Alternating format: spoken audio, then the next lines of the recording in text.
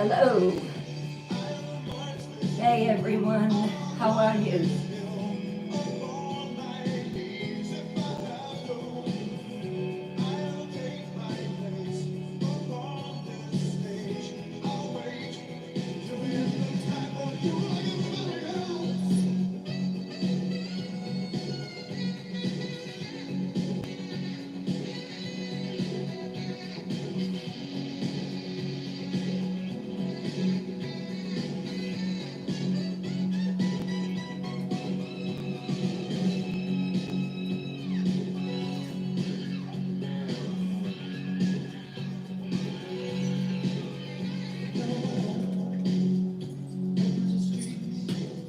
Hey there.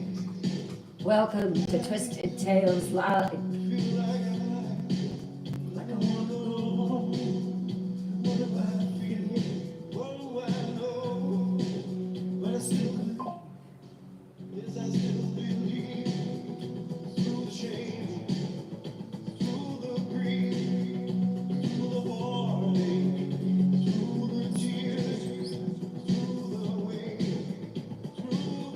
Who's ready for Blood in the Snow?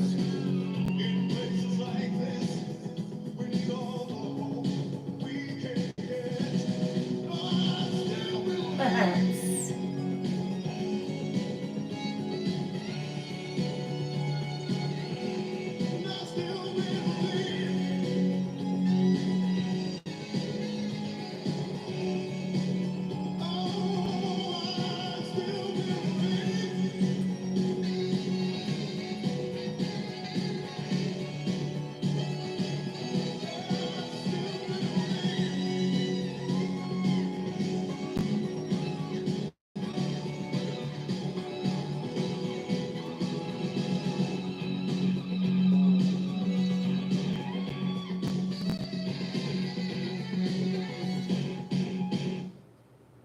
Hello everyone.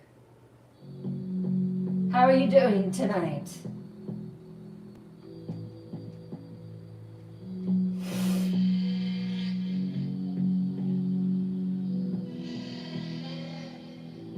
Hey Sherry, glad you like it. Hey Robert, how are you?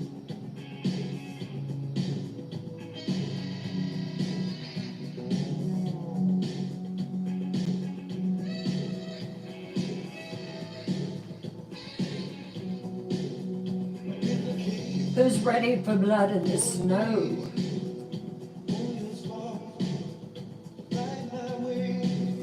Hey XJ, hey Spitfire, hey Mary. What is it?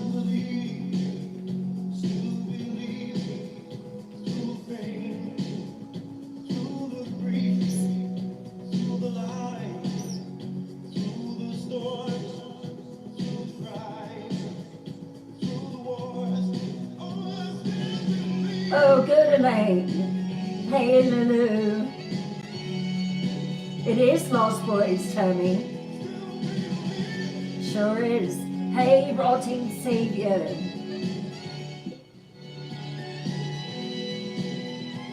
Hey, Sweet Thing.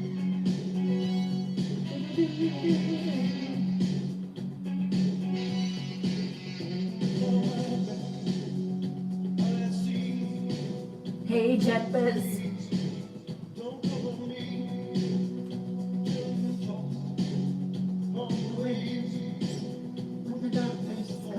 Hey, Julie.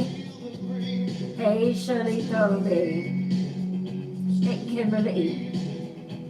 Hey, Spider Witch. Hey, Jester. Thank Jester for the music. He picks it.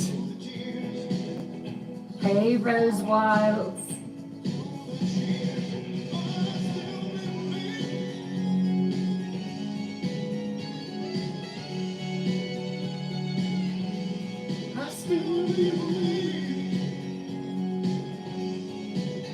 Hey, Boss Man.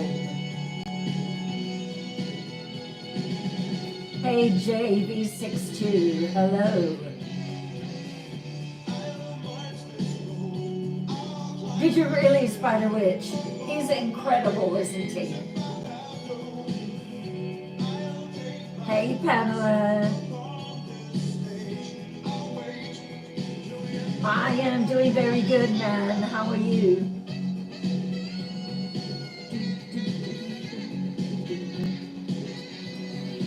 Come on in and make yourselves to home.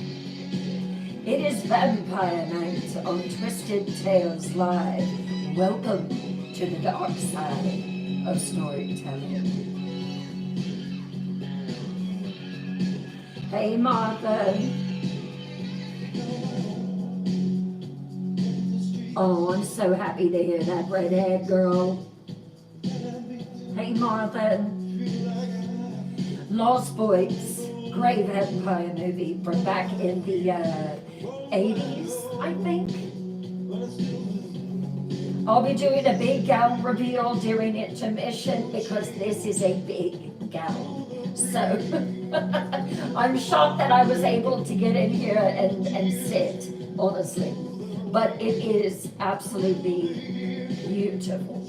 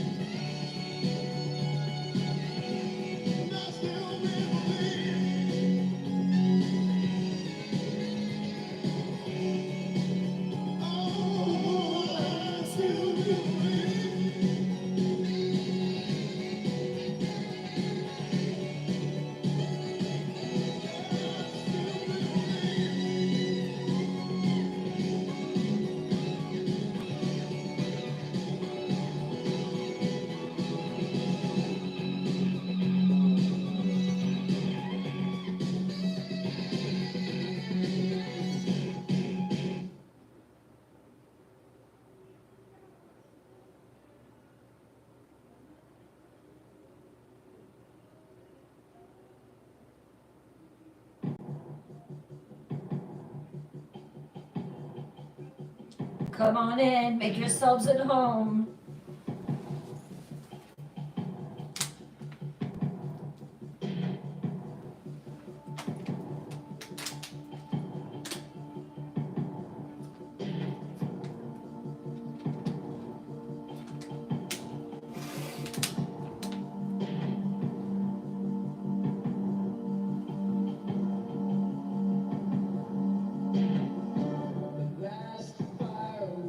The shadow people, yes, I do remember that.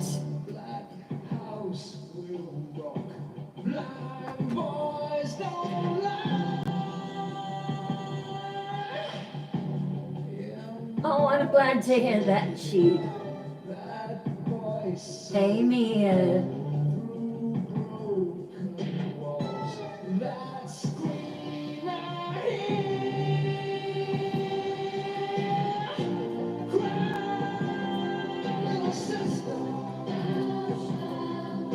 Push that one up just a little bit. That's okay. We'll go put it there.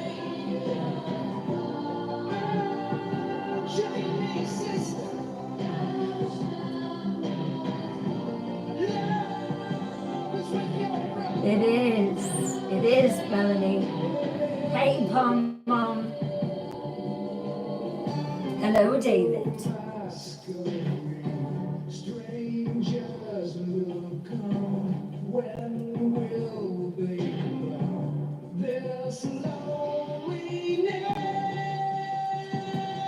Five minutes.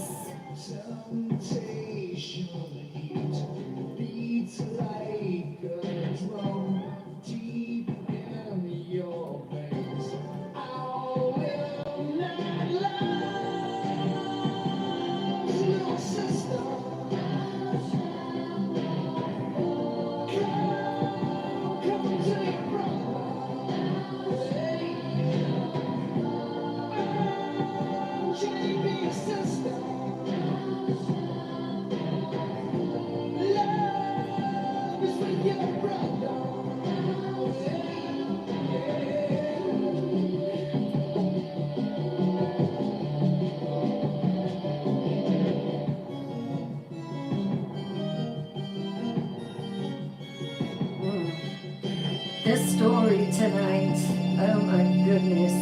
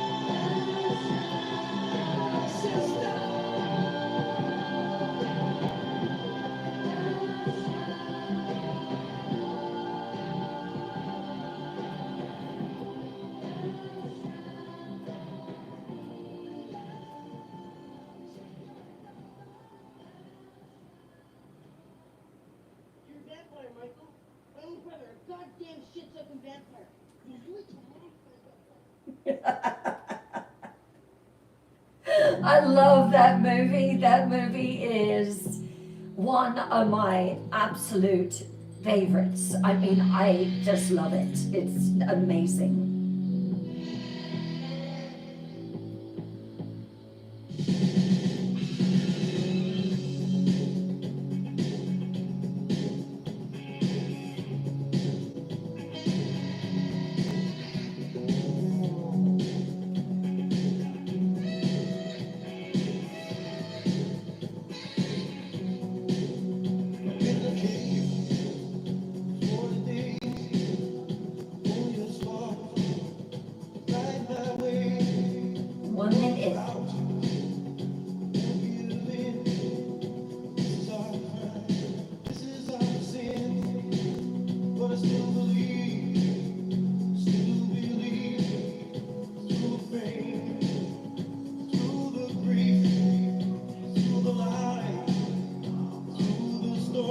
good, Pom-Pom. Hello, Cajun Justice.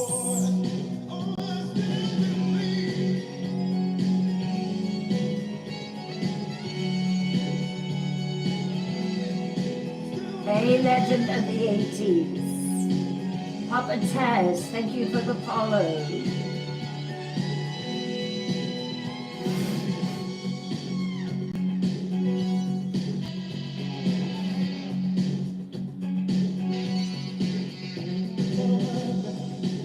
Hey, Magic Moon.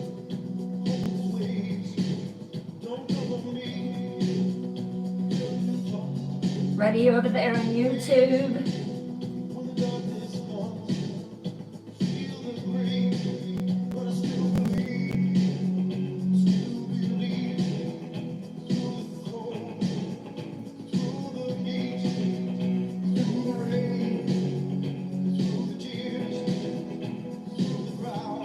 We'll finish this one out.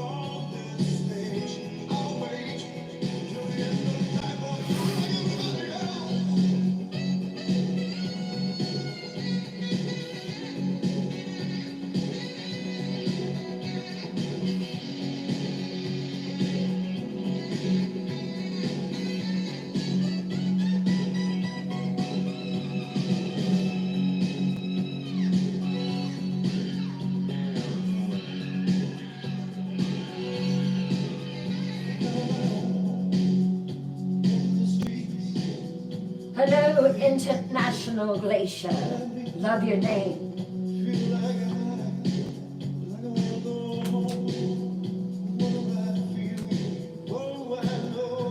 Welcome to the dark side of storytelling.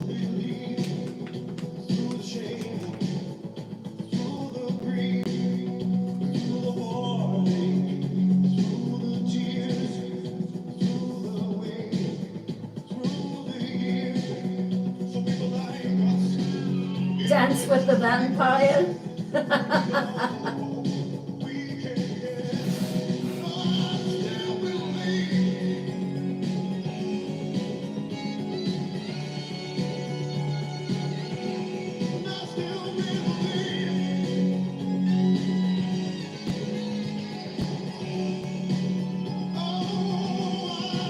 Hey, Harvest Happenings.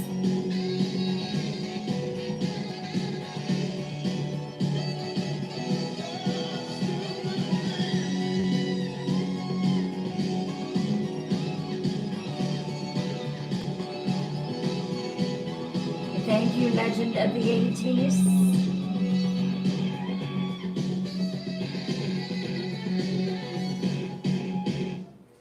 Perfect.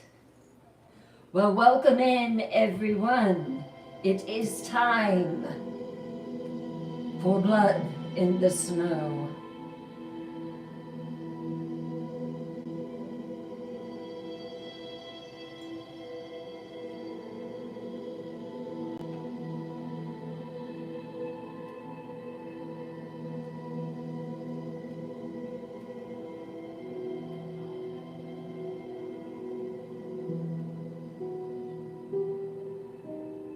But first, let's set the stage.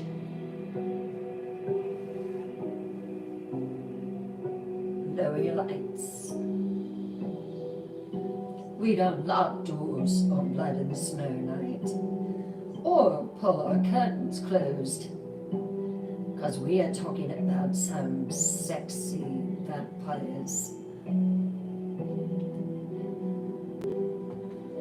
Welcome to the dark side of storytelling. I am Bryn Morgan, a horror author. I am also a teller of scary stories, paranormal stories, ghost stories, true crime, horror, cryptids, Appalachian folklore, you name it. If it's scary, I tell it. But tonight is fiction night, and tonight I am continuing the story, my story, Blood in the Snow. Hopefully you caught up on it on YouTube. There was a video posted every Thursday of the night before when I told the story.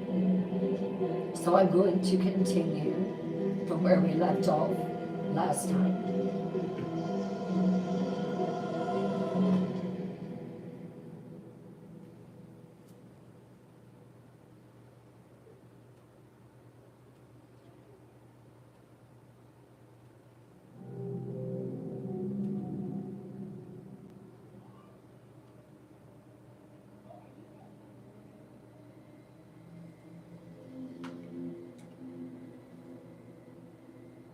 My name is Ella Snow.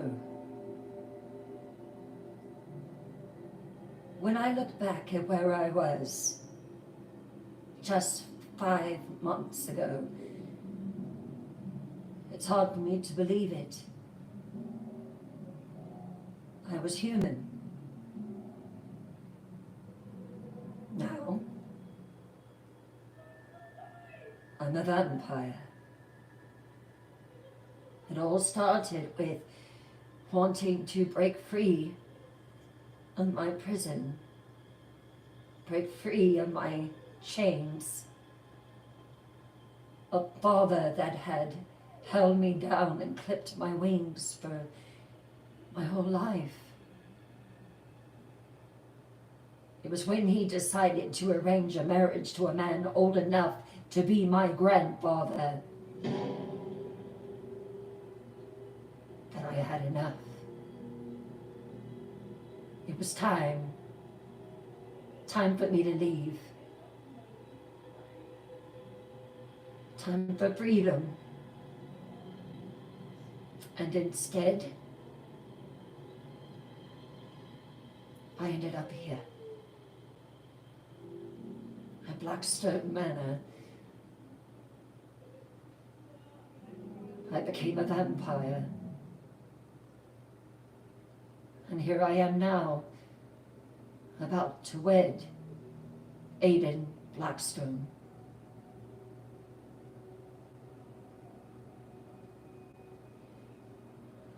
The whole dynamic of this place has changed with my necklace and my ring.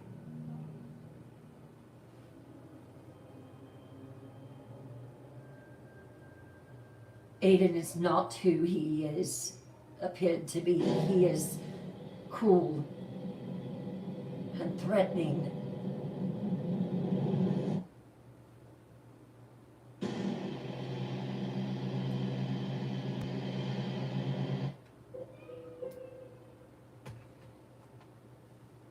My maker, Ian Blackstone, has completely disappeared. Serafina bows to me now. The only thing I have that I love is Mina. My owl, I feel peace with her.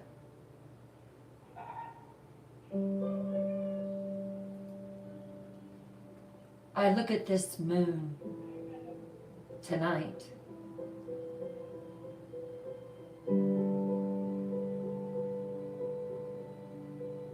It's almost half red.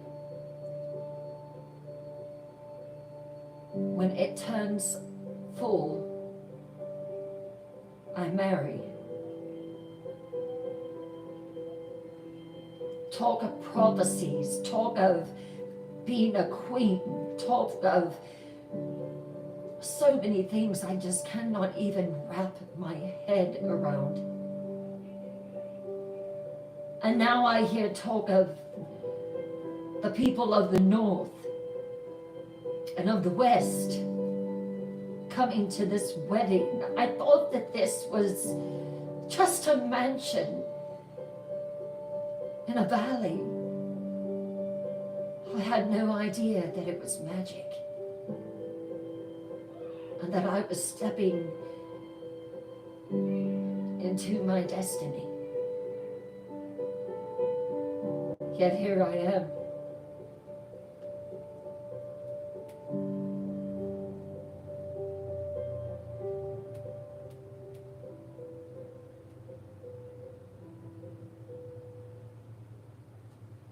Aiden just watches me.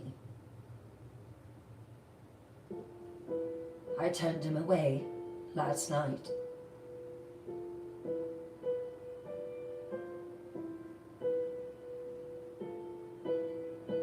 I fear I made a mistake in doing that.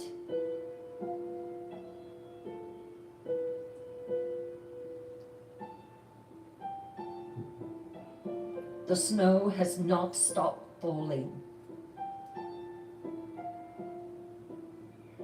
It now lays in thick drifts. And the more that the moon turns red,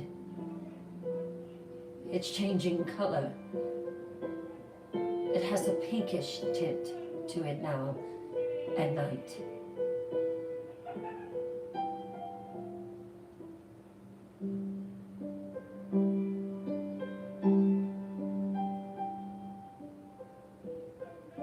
The manor pulses with quiet tension.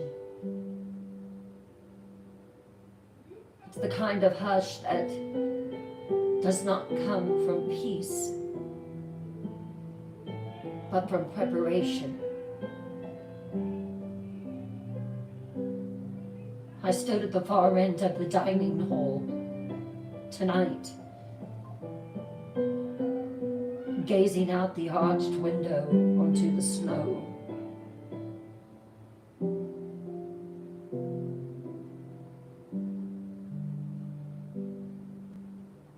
As candlelight danced on the frosted glass. Behind me I could hear them. Aiden, Serafina, Lilibet, Miss Adelbaum. Voices low and clipped. Each word laced with implication. They were speaking of the wedding. They were speaking of the moon.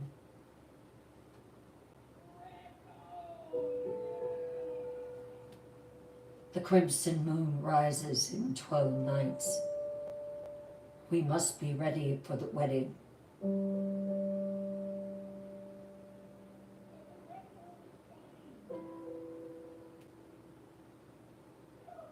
We'll host the ceremony as tradition demands. Everything must be exactly perfect, Mother. Yes, my lord.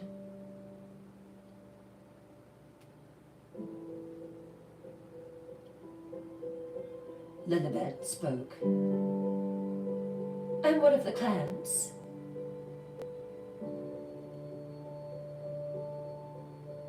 They've already begun their descent from the mountains. The people of the north and the people of the west. Some of them are already on their way. A silence followed. I turned slowly, stepping back into the room. You're inviting clans to the wedding? Serafina turned toward me, her hands folded in front of her like a queen, no longer ruling, but still wishing to rule.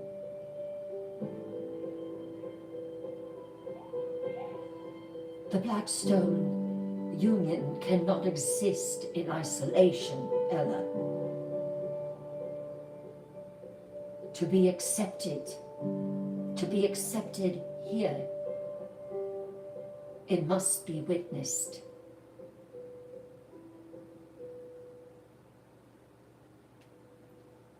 I glanced at Aidan.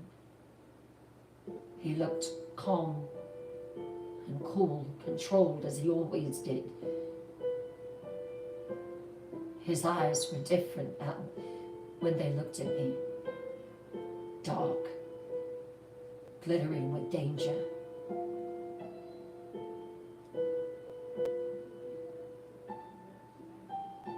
Ella, there are things that you don't understand. These are powerful plans. Older than this manor. Some older than fire. You will be introduced. You will be assessed. You will be remembered. The weight of it all landed on me slowly. And they'll come for me? Oh, Seraphina murmured. They'll come.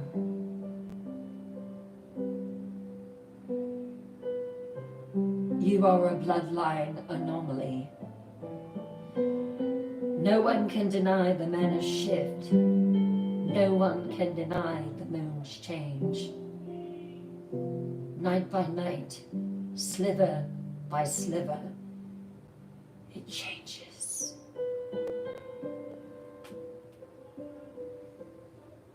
They want to see what you become and what you'll do with what you've been given. I felt the chills slide beneath my skin again.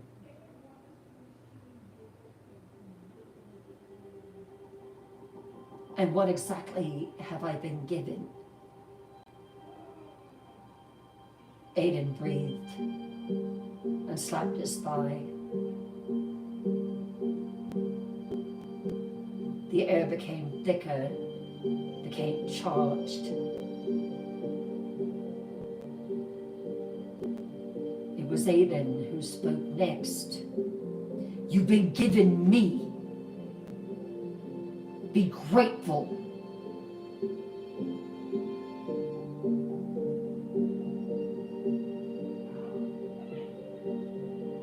There was something in his tone that wasn't affection anymore. It was history. Something darker. It was my denial of him last night. He thought he would have me. No one will have me until I'm ready.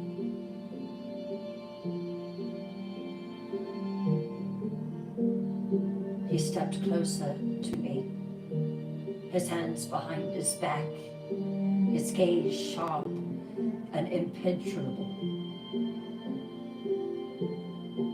You've been given the air of Blackstone, Ella. The last true sort of the old blood. And with that comes every alliance, every oath, every shadow tied to the name of Blackstone.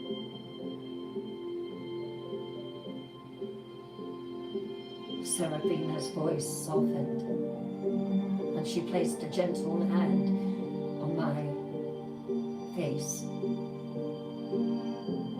She doesn't know, Aidan. He looked at me for a long, long moment. No, she doesn't.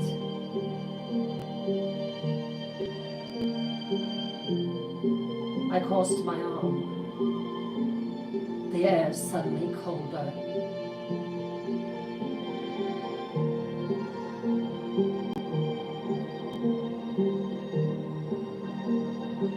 My maker was not a man. He was the beginning. still. His name is Eric Volton, Aiden said slowly, like the syllables still tasted of ash. He was born in a time before maps, when kingdoms were drawn in blood. He is not part of the bloodline. He is the bloodline.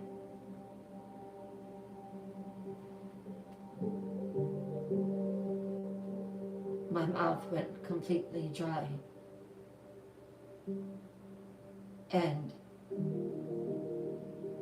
he's alive. Lord Volton doesn't die.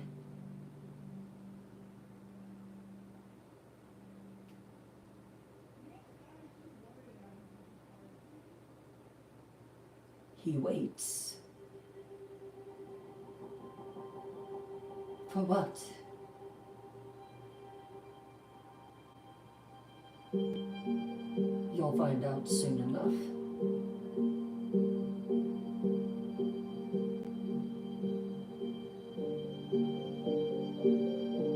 And then I remembered what Serafina had told me.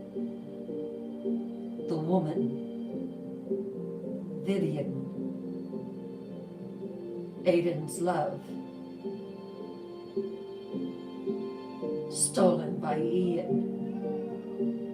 Two brothers fighting over a woman and her father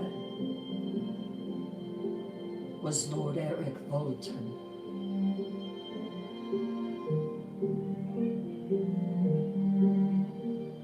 The room felt as though I had fallen into a dream, one where the corners blurred and the walls listened.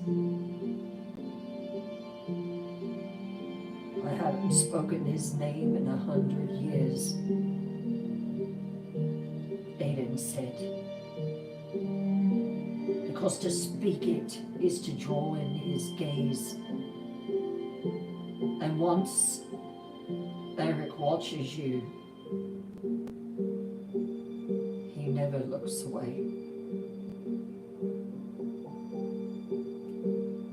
He made you. He did. He made Ian. He did.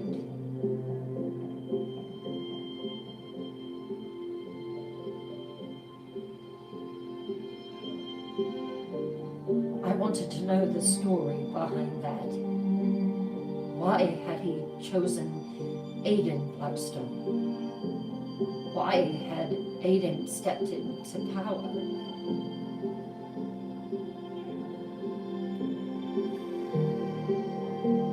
Ella, on the night of the crimson moon, there was a crimson moon centuries ago. He chose Aiden. He took him from the battlefield and remade him with his own blood.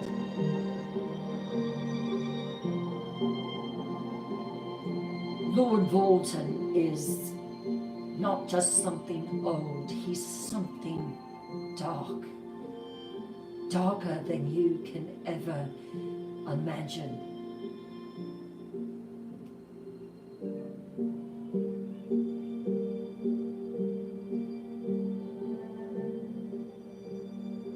And what did you do when you found out that Aiden had been turned to darkness? Turned into this? What could I do? I was a broken widow.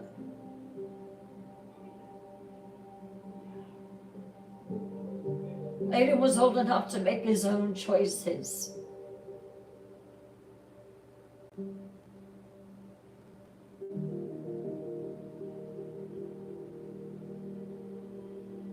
A flash of something, pain, regret, across her face.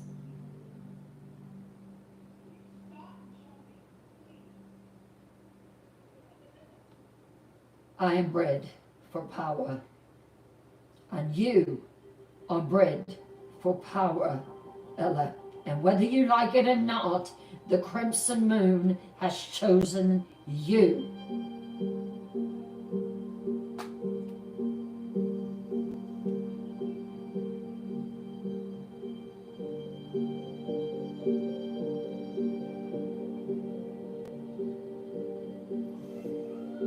A few more days passed, and they began to arrive.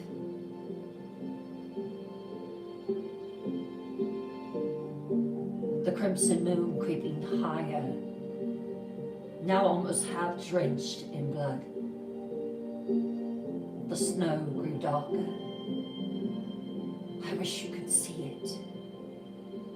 A curtain of snow, red snow, falling over Blackstone Manor.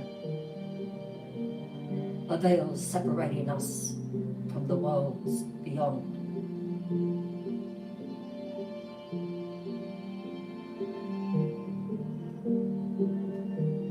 I felt myself beginning to unravel.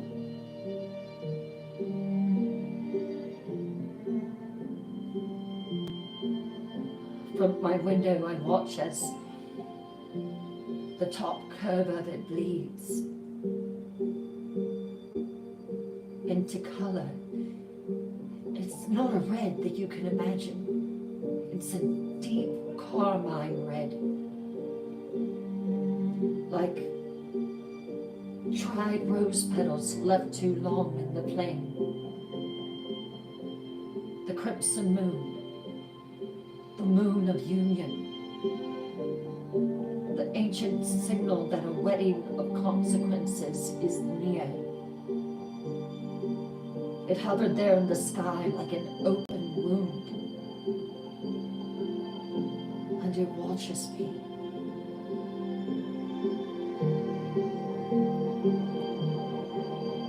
Every hour it deepened. Every night it's crept closer to me. I could feel it in my skin, in the ache behind my eyes, in the pull beneath my rib cage. That had begun, I placed Aiden's ring on my finger. I wish I had never did that. Below, the manor stirred with new voices. Members of the extended family had begun to arrive. Silent-faced vampires clothed in velvet and smoke. Their eyes lingered too long on me. Sarabina came to my room and knocked on the door.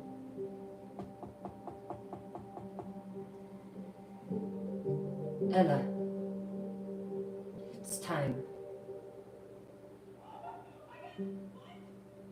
I took a deep breath.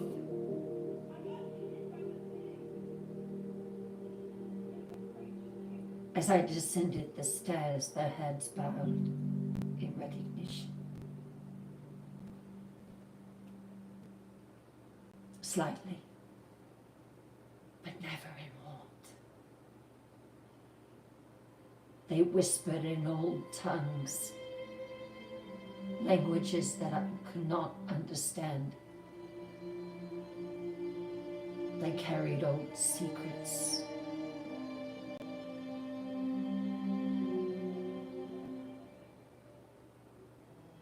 Where was Ian? Where was he? They said he was on the Black Mountain.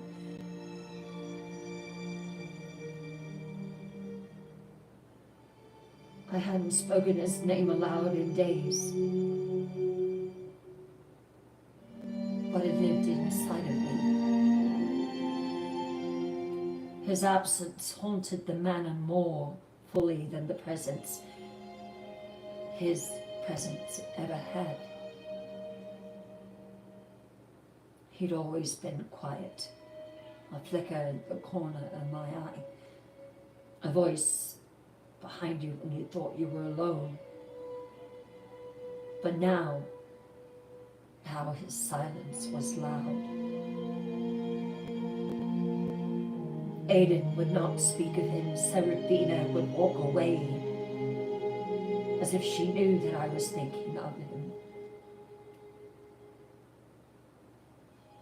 Lilibet passed me in the corner just that morning, her expression blank as ever, but her lips moved with words she meant for me alone.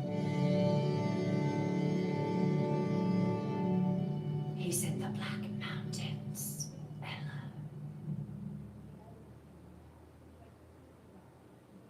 In the old castle that's meant to be abandoned.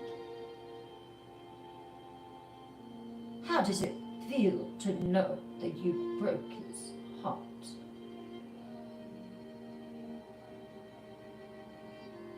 You're evil.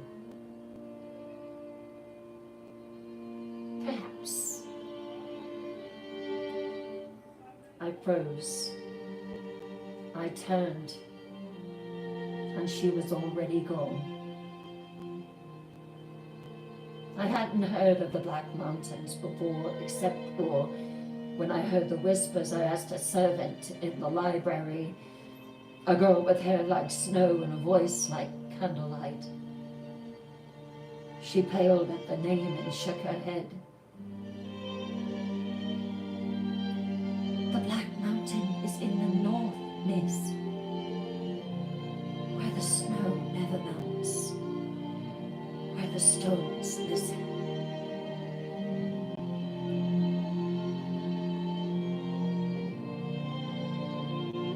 Did he disappear because he couldn't bear to see me with Aidan? There had been no goodbye, not even a letter. I couldn't get that kiss out of my head. His arms around me.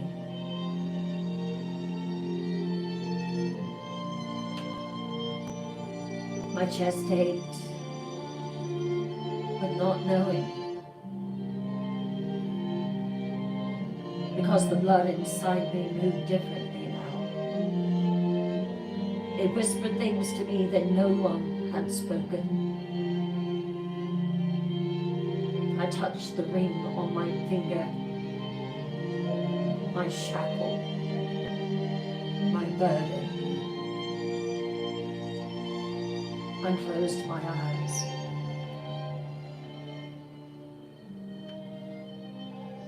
Somewhere far from Blackstone Manor, Ian may be at this very moment looking at the crimson moon.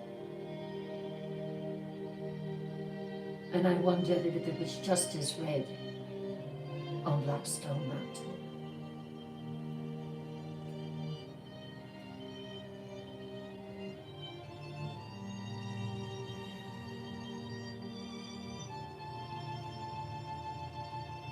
Another night passed.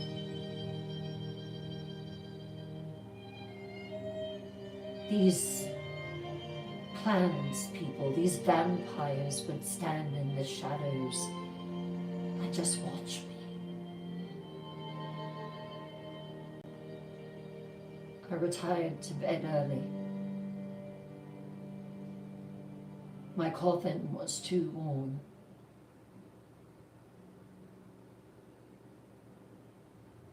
I had a dream. I had fallen asleep tangled in sheets that whispered with silk. The window cracked to let in the winter air. I was so hot. But it wasn't enough. My skin prinkled. My breath came shallow.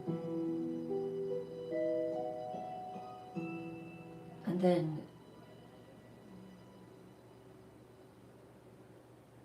I felt him. I wasn't alone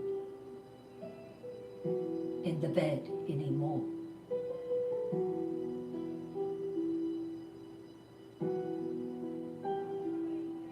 He was there. The manor was dark. The room was dark, lit only by torchlight that flickered along the walls. I stood across the room from the shadow.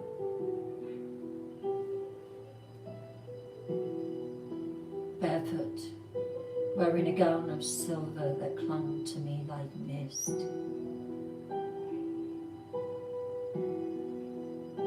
And he was there. I couldn't see his face.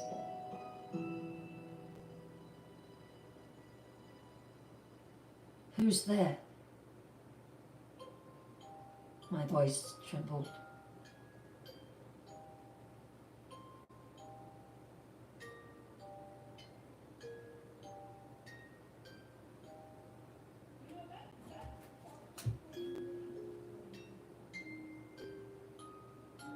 Aiden stepped out of the shadows, leaning against the stone, shirt unbuttoned to the middle of his chest. His eyes lit with something low and burning. He stepped toward me without a word, hands reaching, mouth curling into a knowing smile. He kissed me, and I let him. His mouth was warm, his hands rough with intent. He pulled me against him, and I could feel the hunger in his breath and in his touch. I reached for his face, and when I touched his cheek, he changed. It was slight, a flicker at first. The breath against my mouth was softer, the hands less commanding, more reverent as they had been against the rock.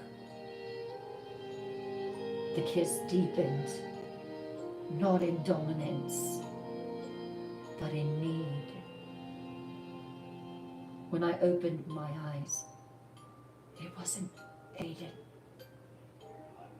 It was Ian. His hair tousled like he'd just blown through storm wind. His lips parted, eyes filled with something I hadn't seen since the night against the rock. Aching, beautiful, restraint.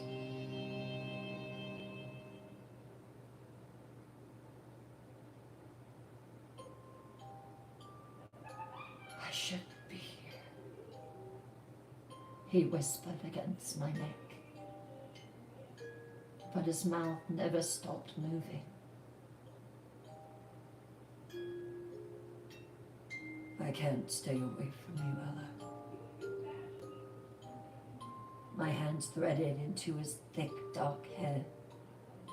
My body folded into his, as if it had always belonged there.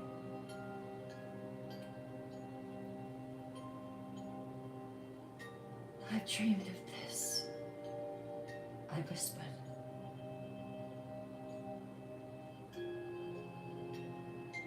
You don't dream. Not anymore. He pressed me against the velvet wall, his hands trailing up my thighs beneath the folds of silk. My head fell back as his mouth thumped the curve of my throat. You taste like snow, he murmured, like midnight. His fingers slid through mine, pinning my hands above my head.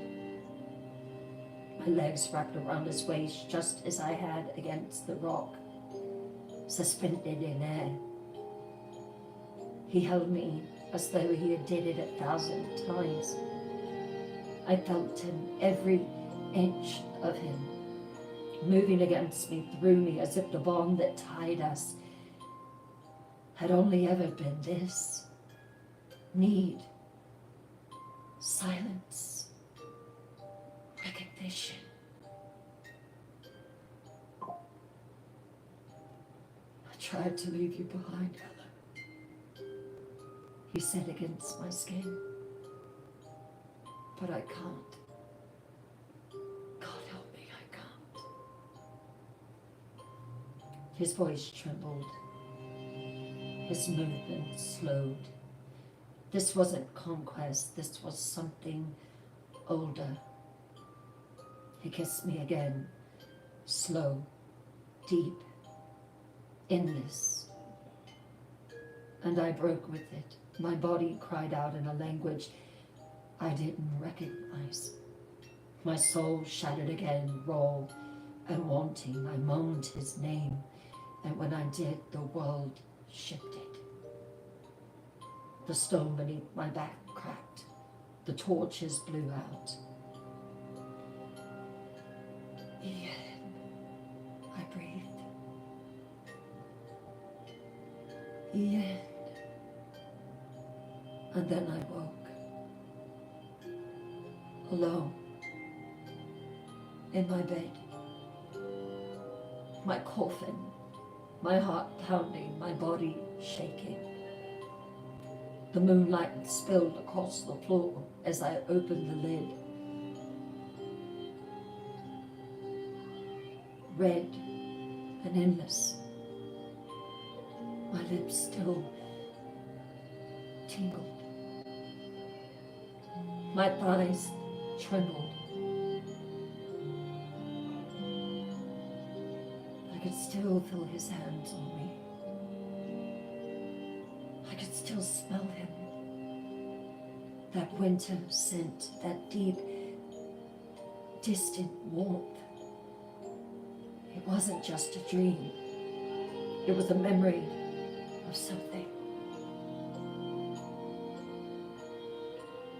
Something that hadn't happened yet.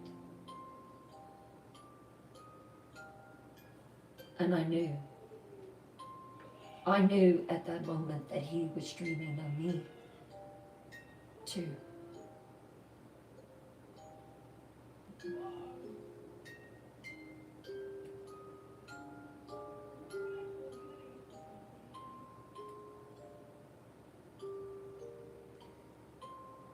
The next day,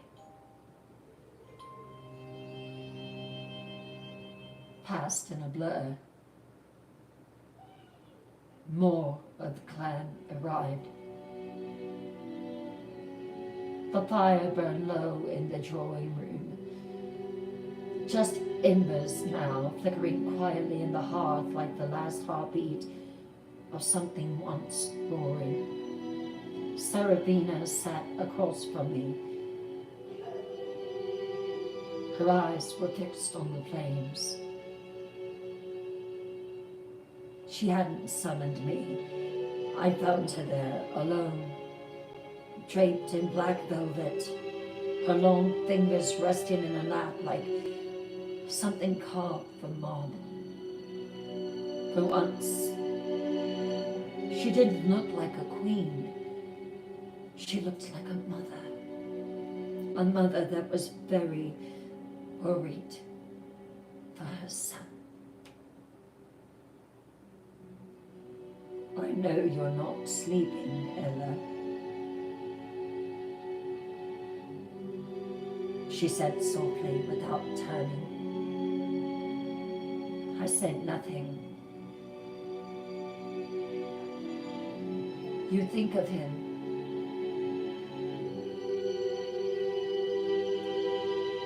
Still, I didn't speak.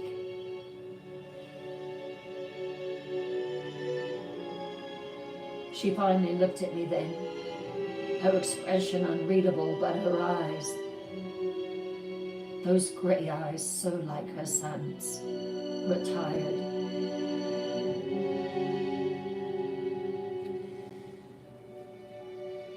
Sit down, Ella. I sat. This isn't the first time that Ian has left, she said. My heart stilled. She looked back to the fire.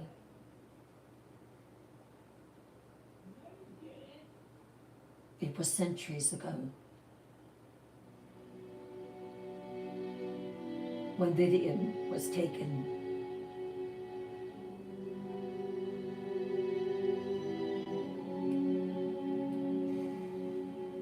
She was not like us. She was born of old blood. Her father was Eric Bolton.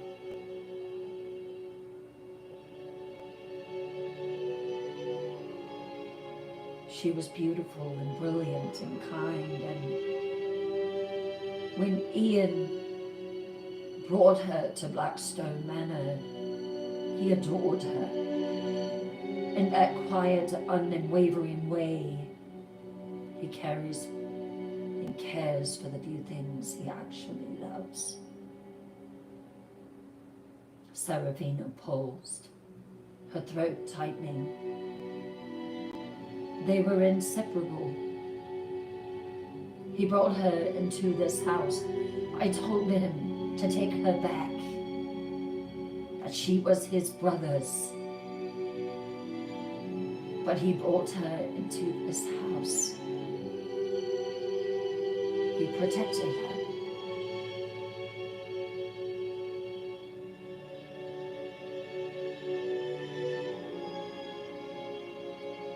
When she was taken back,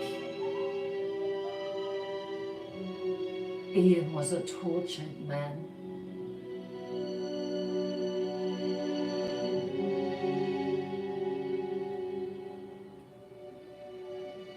And Ian, her voice dropped to a whisper. Ian disappeared. No one knew where. I didn't see him for over 50 years. When he returned, he was quieter, but colder. As though something vital had been buried and never allowed to surface again.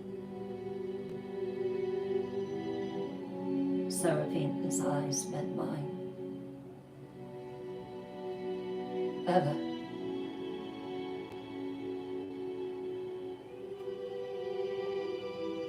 it's because of you.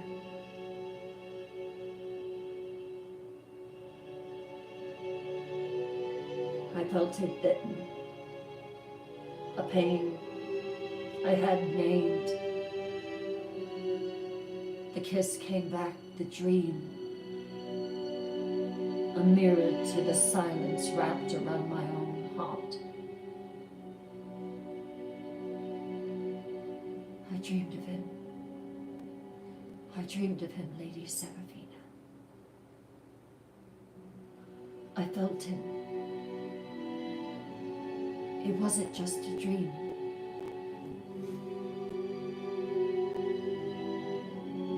She gave a small nod. That's how it begins. The bond between you and Ian is deep. Not because he turned you. It's older than either of you realize. And now that this wedding draws near,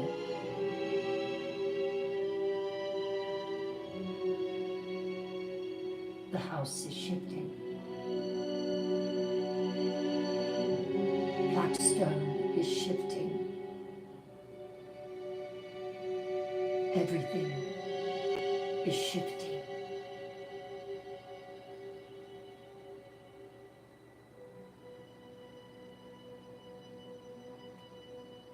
The embers popped. The manor groaned softly in the walls. And far away beyond the forest and the frost, I felt that thread again.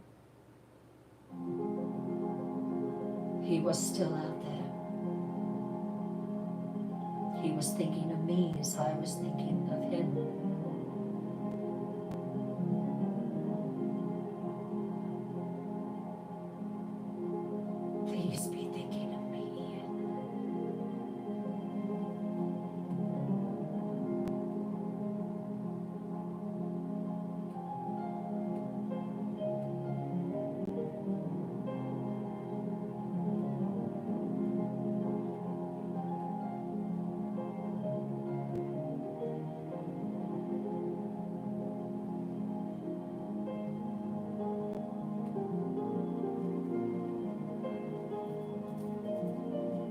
The moon was changing. The sky was red like fire.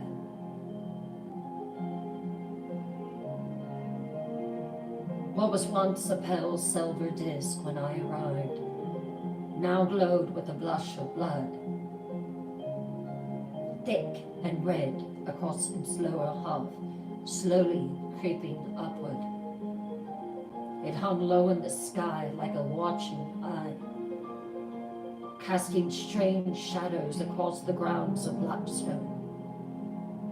The snow glowed differently now, less white, more ash, like everything was waiting to be turned. I stood in the upper gallery as they arrived. The riders from the north came cloaked in silence and fur, their horses black as night, breath steaming in the cold. They crossed the great gates without a word, without a glance toward the guards who opened the iron for them. The wind didn't touch them. The snow didn't settle on their cloaks. There were 7 of them. I counted them from the balcony, 7 figures clad in dark gray and silver, their faces mostly hidden except for the leader. Tall, hood back, white hair braided down the spine, eyes like ancient ice. He looked up at me. From the courtyard, he looked directly into the gallery and smiled. My heart stilled. Miss Adelbaum busily brushed in my skirts. Oh goodness, they are here. All right, Lady Ella. Everything is fine. Everything is fine. I felt like she was trying to convince herself more than me.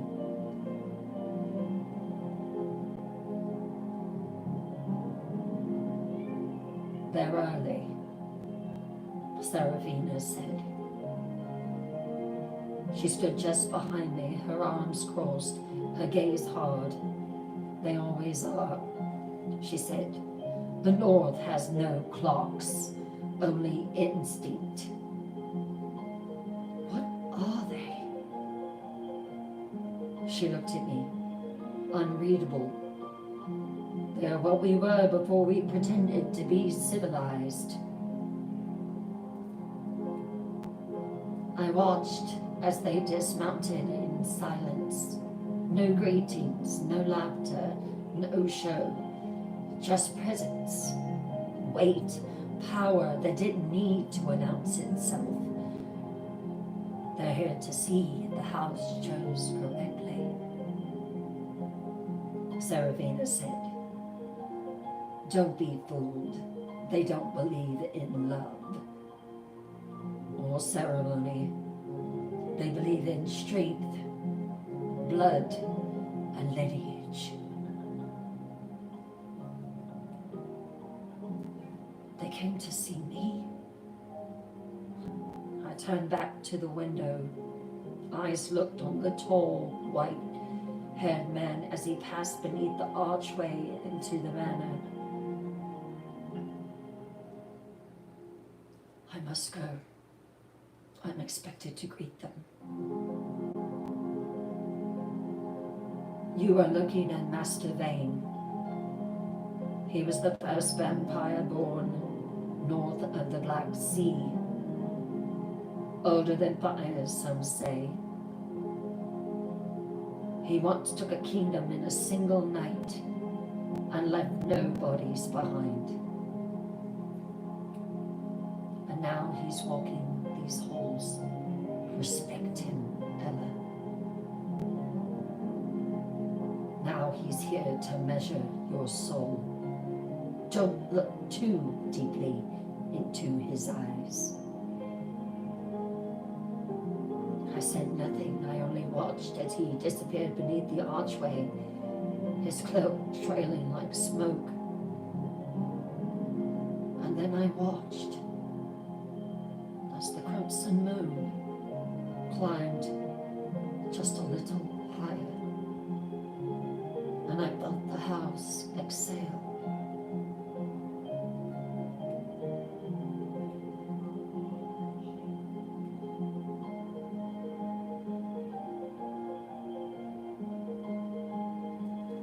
The hall had fallen quiet again, the kind of silence that doesn't rest, but listens. I descended the staircase slowly, my hand trailing the curve of the stone banister, the satin on my gown whispering across the steps. The fabric was black, cut close to my body, with sheer sleeves and a train that shimmered like the edges of a storm.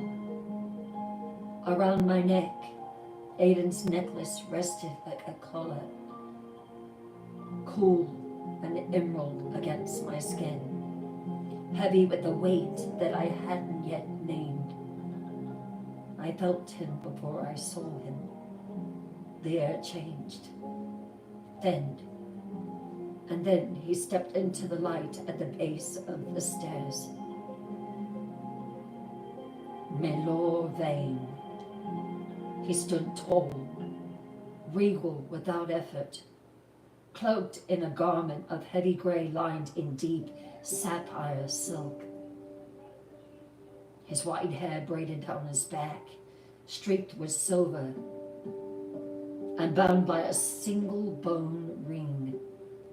His eyes, ice pale, ringed in smoke, met mine as I stepped down onto the stone floor.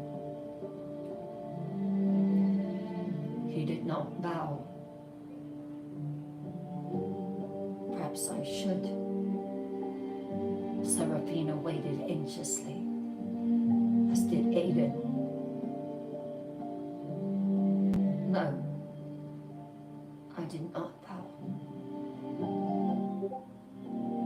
The air between us pulsed. He smiled.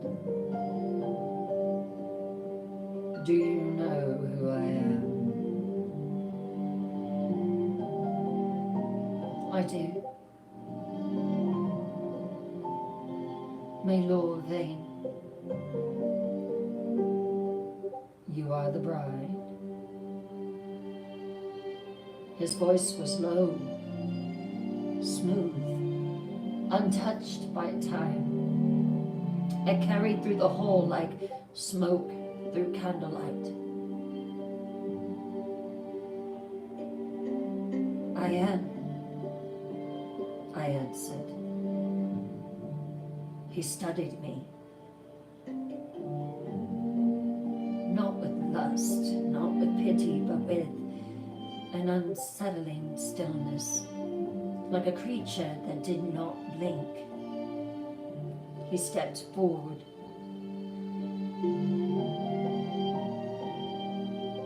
Aiden's chosen. I tilted my chin slightly. So they tell me. He reached out, not to touch, but to suck. He moved slowly around me as if walking a spiral of ritual. The scent of snow and something old clung to his cloak. The torches behind him flared briefly, and the shadows curved with him.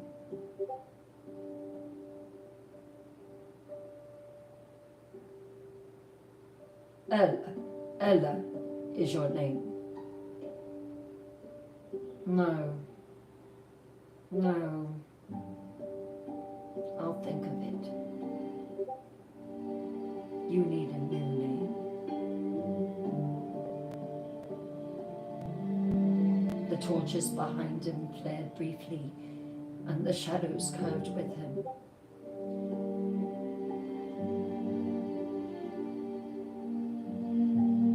The house opened when you arrived. It breathed breathed again. I said nothing. Manor stopped behind me, his breath near the curve of my neck.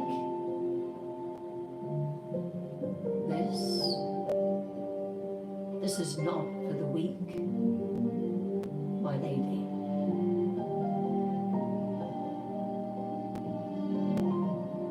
He moved in front of me again, slower this time, and now his eyes were different, alive,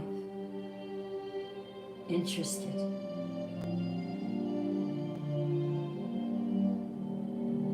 You should bow to me. Probably I should, but I won't. Oh, I like her.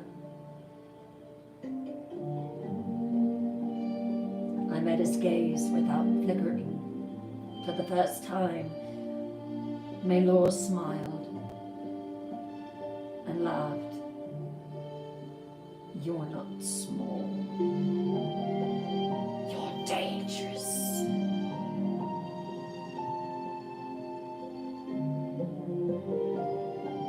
I wanted to see you with my own eyes. Has to be something powerful to make the moon bleed. He leaned closer. His voice dropped. What could make two sons of the Blackstone line go to war again? I stood perfectly still. His lips curved as he stepped back.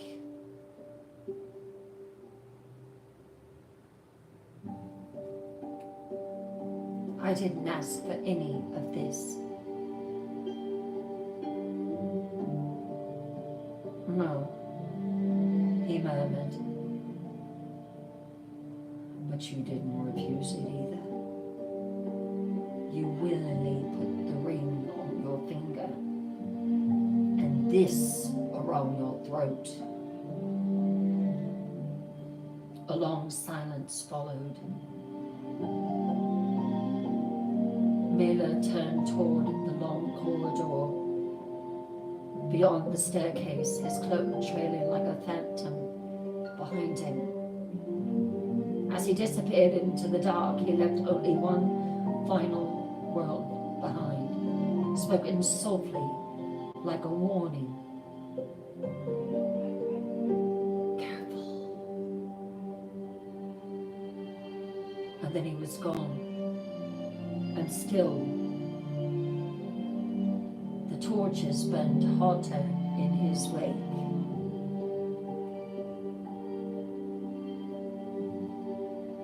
Serafina walked up to me and put her hands on my shoulders. You survived him. Oh, I need something to drink.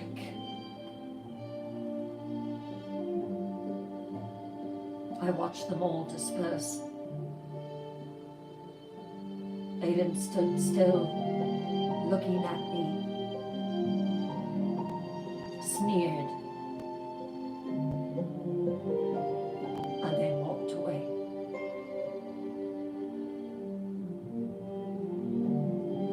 Let's take a 10-minute intermission, and then I will come back with the next part of Blood in the Snow. I hope that you are enjoying it. And I'm going to do a gown reveal. I'm not able to do it for YouTube, but what I will be able to do is if you come over to TikTok, I'm going to give a full gown reveal. So I'm going to have to move some cameras around, but that is perfectly fine. So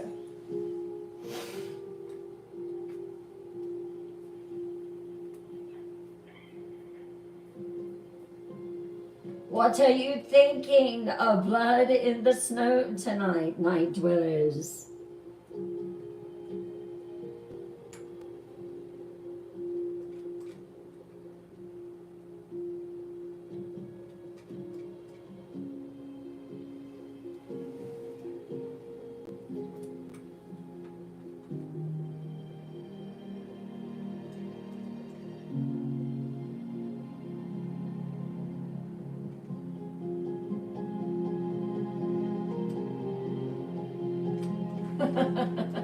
Quite a dream in YouTube land, wasn't it?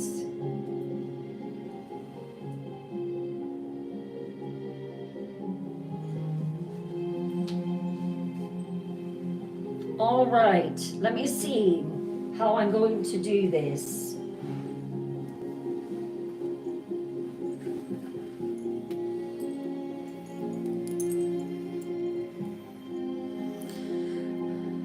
I'm going to attempt something here. So everyone just be patient with me, please.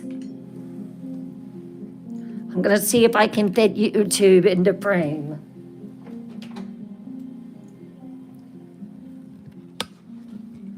We're going to go for a trip.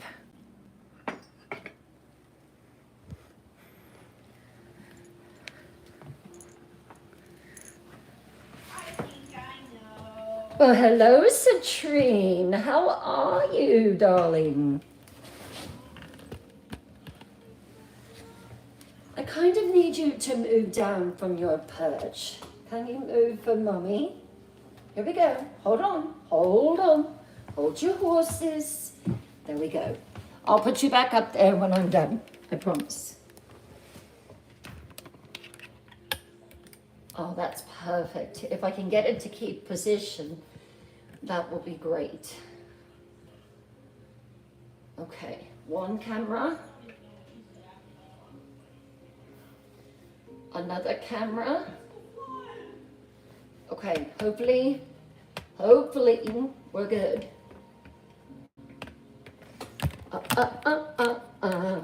Let me try this. I don't trust that. Let me see. Hold on just one moment.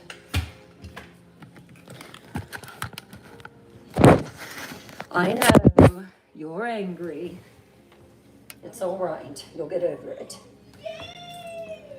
Let's see.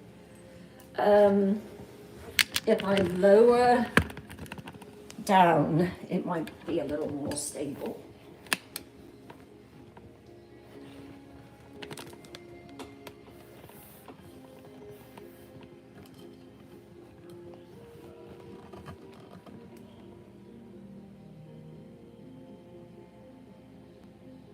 Stay, please.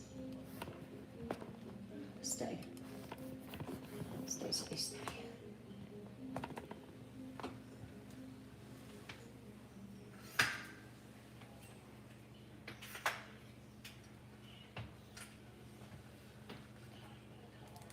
Oh my gosh! That is my daughter. Pay no attention. All right, are you ready for this gown? Let me know.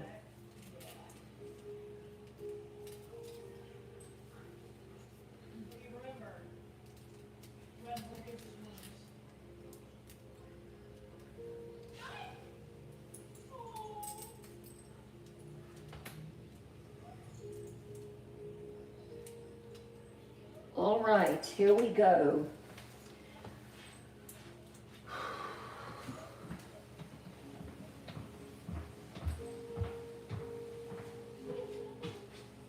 I call this my blood in the snow gown.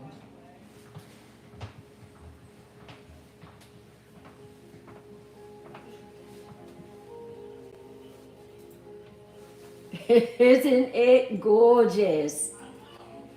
I know.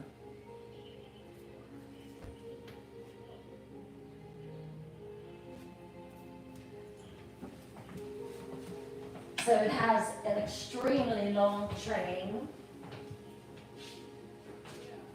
very full.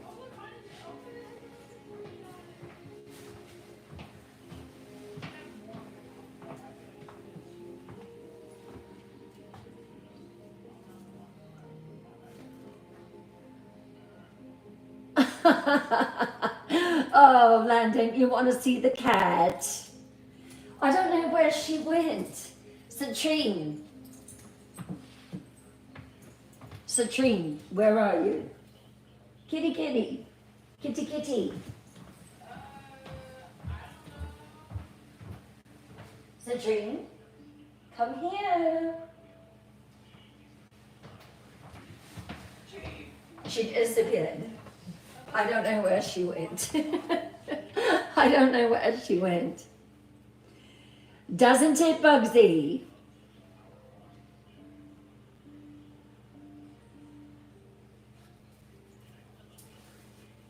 She could be in the room. She could be in there now because she was mad. I know, Sherry. True. And then what I did was, because the train is so long, that I took it when I was trying it on.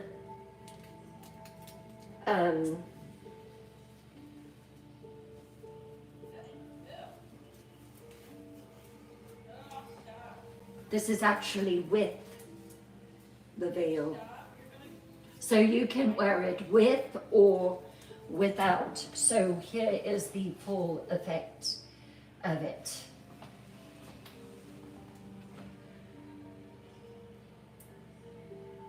Sorry. I shot you. Absolutely. Absolutely. Not a problem at all.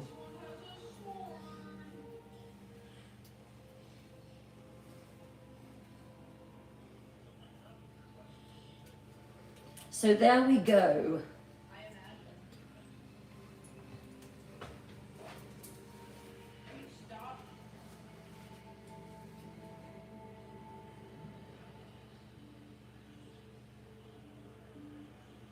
Ah. Thank you, Shirley. So I wanted to make sure that you were able to see it. Now, I'm going to carry you back, and hopefully the transition will be easy. And she's in here. Citrine, you need to go. Go, go, go.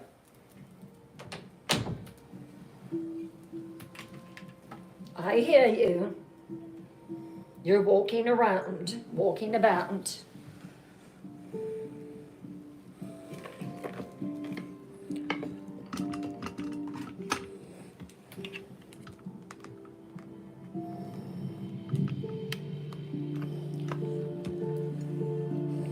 Citrine, get out from there.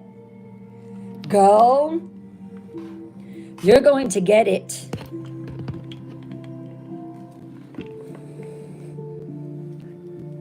You're like, no, mommy, you're going to get it. Citrine, come out.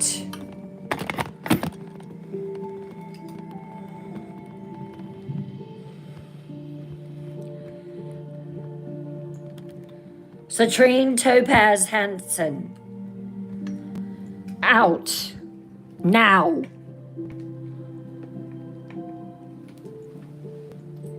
There might have to be some adjustments. Who knows? Maybe she'll climb up in my lap and you'll be able to see her. Come here. Come here, baby. Come here, darling. Come here. Come here, baby. Come here. Ah, you wanted to be in the show tonight, huh? Okay, hold on. Are you gonna sit and be good? Do you know how to be good? No, you don't. All right, hold on. There she is. Yes, there she is. Oh, I did that pretty good, considering. This is my little miss. Her name is Citrine, and she is into literally everything. Can you say hi? Can you say hi? You have a sticker.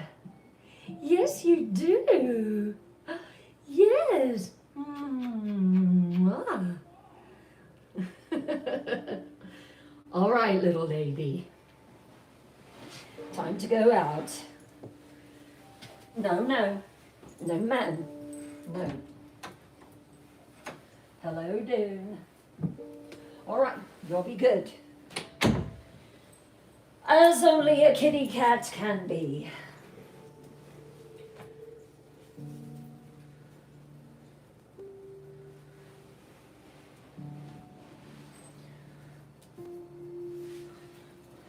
So there we go.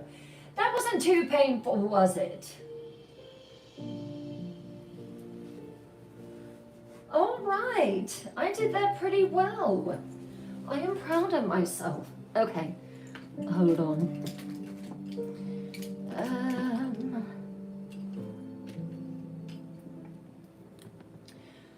I'll have to charge that one later, I think. Okay, it's at 61%, so it's good. All right, what are you thinking?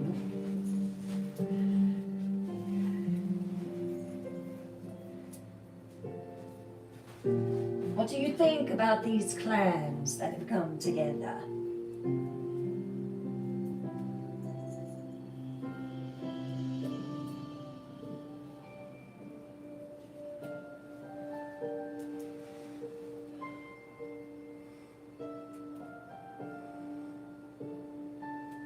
And is the music not absolutely perfect for it? It fell again, didn't it? You know what? I'm keeping it down now.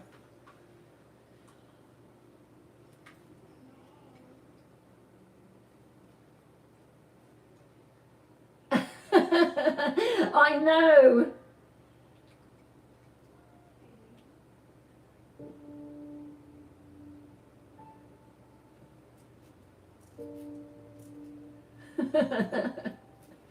She is an absolute mess. She really is truth positive. She just hangs around like a shadow. She was out there in the hall and she was waiting for me.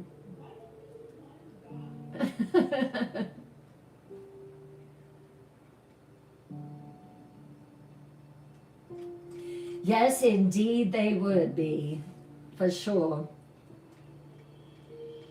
Yes, she is Magic Moon. She definitely is.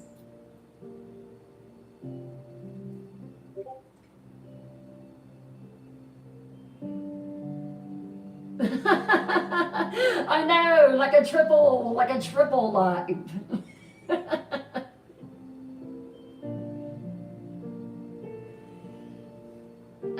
Landon, I got the story. I haven't read it through completely, but I'll see what night that it will fit in.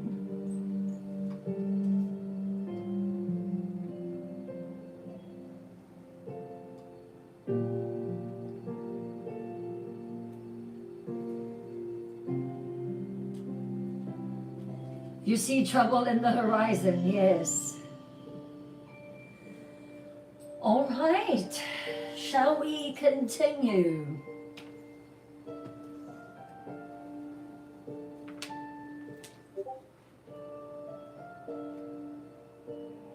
Oh, thank you, Jen. Thank you, thank you. I will definitely read it, and who knows? Hey, it could be a Wheel of Fate story tomorrow night, Landon. You just never know.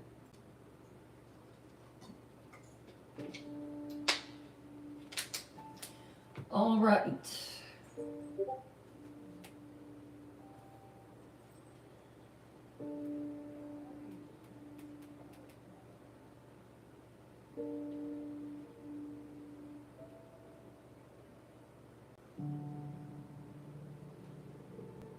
Let's settle back into the mood. Try to press down my gown.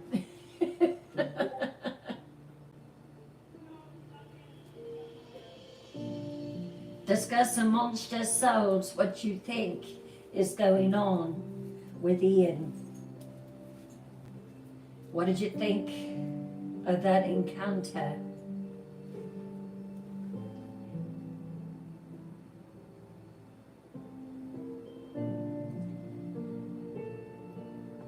But first, let's get back into the mood. Lower your lights. Wrap up in your warmest blanket, or perhaps you need a fan tonight. As I continue with Blood in the Snow. For those of you who are here tonight, and this may be your first time, my name is Bryn Morgan. I'm a horror author. I'm also a teller of scary stories, paranormal stories, ghost stories, true crime, serial killers, fiction, Appalachian folklore, and cryptids. Tonight, though, is fiction night, vampire night.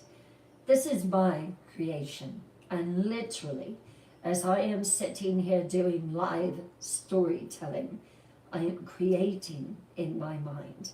If you see me pause for any reason, I'm thinking of the scene, I'm thinking of the air, I'm thinking of the atmosphere, I'm thinking of what's next.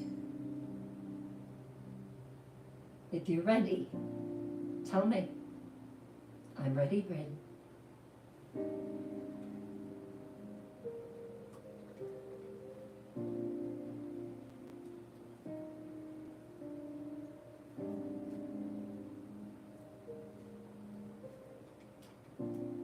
So glad that you're enjoying it, Truth Positive.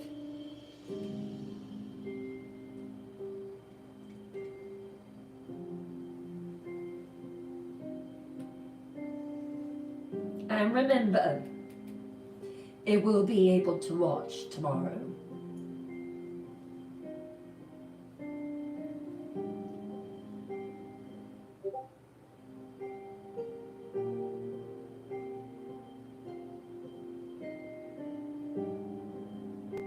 Another day passed.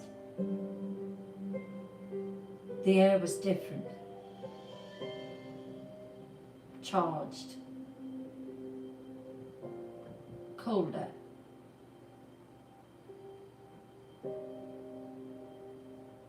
The moon was high in the sky. I stood at the western windows. The sky outside painted in streaks of ash and crimson, and I felt it before I saw them. The sky was disturbed, the clouds disturbed, the atmosphere.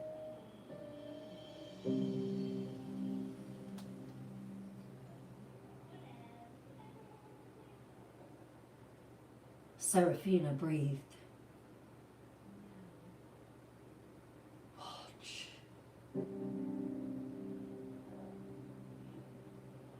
I saw them. The Eastern clan. They didn't ride horses. They arrived on foot, barefoot across the snow, cloaked in deep blood-red robes that dragged behind them like melted shadow. Their eyes were sharp, golden, unnatural. Their leader, a woman named Kasai, walked at the front, her face painted with a single black stripe across her eyes. Her hair coiled in silver thread, her lips stained dark like wine. They didn't speak as they entered, just like the North clan. They didn't bow. The house tightened when they stepped inside. The walls seemed to close in slightly, the temperature rising just enough to notice.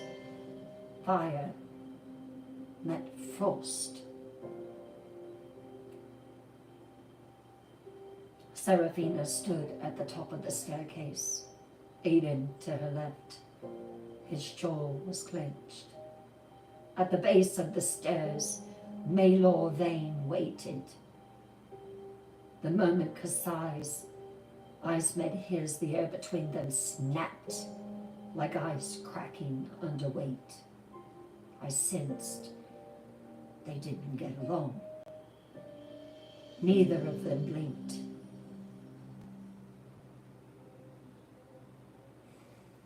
Manor Vane raised his head, sniffed the air.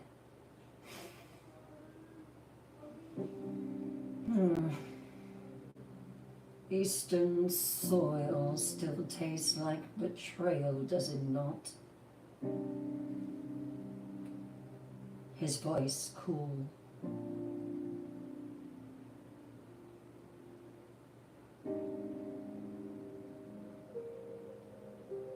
Aiden stepped forward, but Seraphina stopped him with a hand.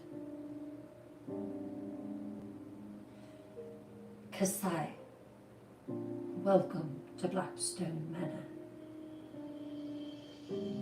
Kasai's eyes did not leave Manor. We'll bury it when the moon is full and red. I'm not here for you. She turned then, her gaze sweeping up the stairs until it landed on me. I shivered.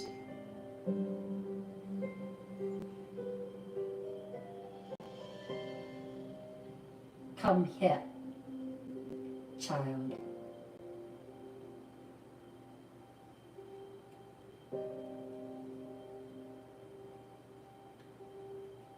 I stood, but then I moved hesitantly down the stairs. I came to stand before her.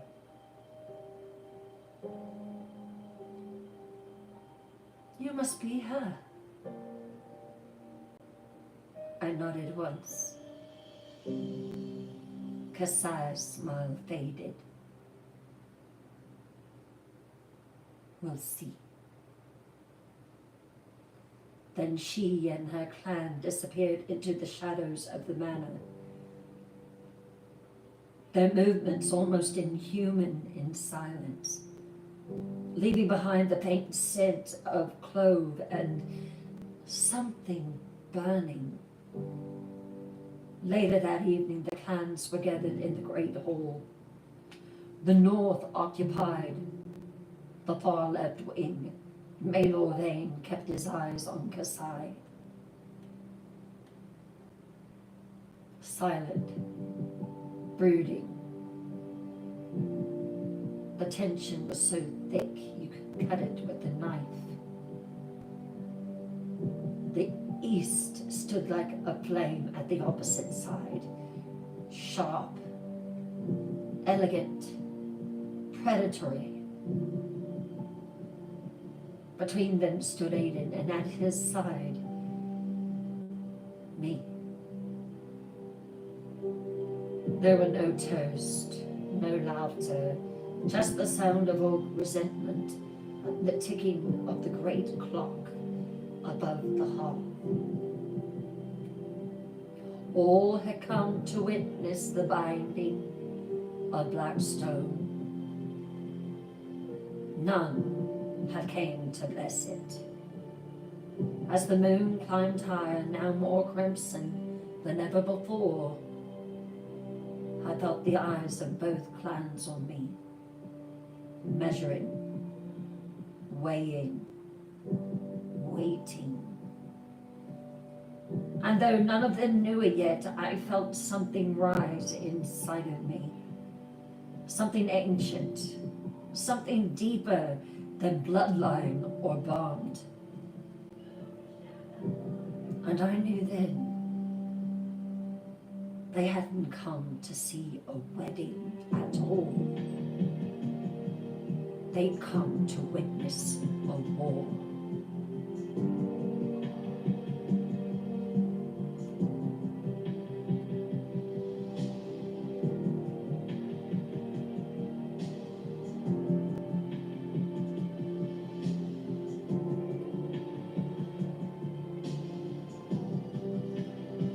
The day began in silence, but by dusk the wind had turned again. It howled through the trees like a wounded thing, screaming through the turrets of Blackstone, bending the iron gates until they rattled like chains. The sky darkened unnaturally fast, turning from ash to bruised violet. And for the first time since me arriving at Blackstone Manor, the snow stopped. And the air caught fire. I stood beneath the front archway, Serafina at my side, Aiden unmoving beside her. The north and the east had gathered behind us, watching, cautious, their faces drawn tight, as if they smelled something sour on the wind. Then came great bolts of lightning. A fork of red split the sky in two, cracking across the clouds like a vein, illuminating something. No, someone. Falling fast, like fallen angels. They didn't ride. They didn't walk. They descended, cloaks of scorched silk billowing behind them like wings. There were 6 of them. 6 figures wrapped in red and smoke, eyes black as oil and glowing faintly from within. Their skin gleamed with heat, their lips stained with blood or something.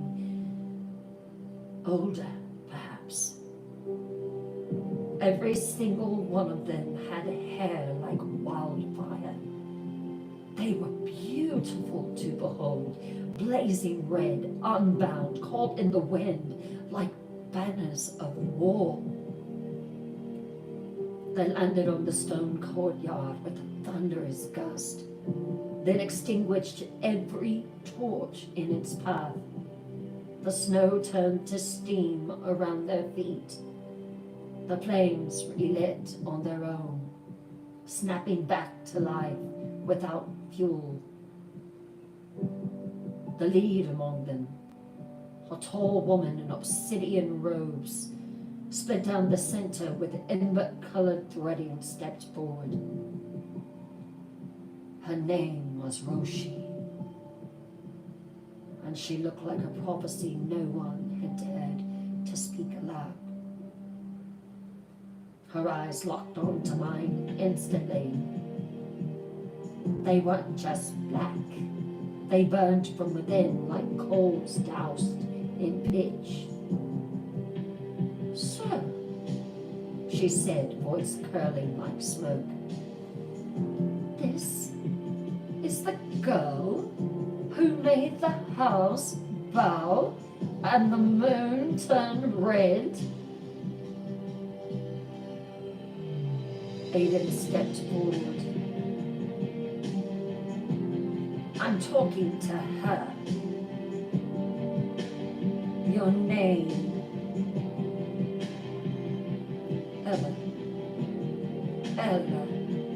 Ella. I like the sound of that on the tongue.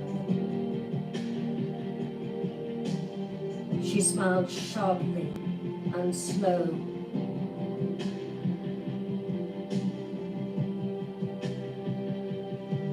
You've united 2 bloodlines that have hated each other since the beginning. The North wants the old rule back. We, she turned, eyes sweeping over her kin. We want the fire to consume them all. She looked back at me, head tilting slightly. So, which are you, Blackstone bride? Ice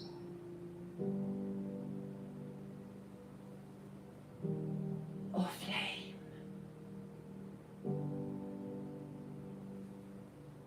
I said nothing because I wasn't either, I don't think. I was something that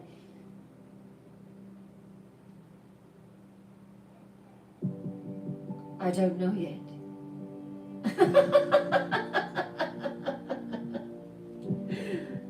She stepped closer to me and I could feel the heat coming off of her skin like sunlight through stained glass.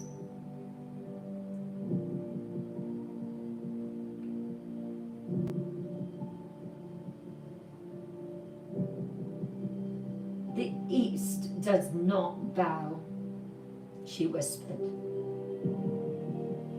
But we will stand for now.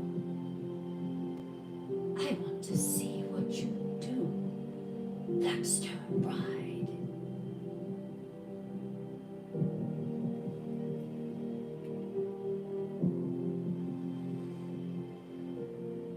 And then she turned, her cloak sparking faintly at the hem, and disappeared into the manor with her clan traveling like smoke behind her.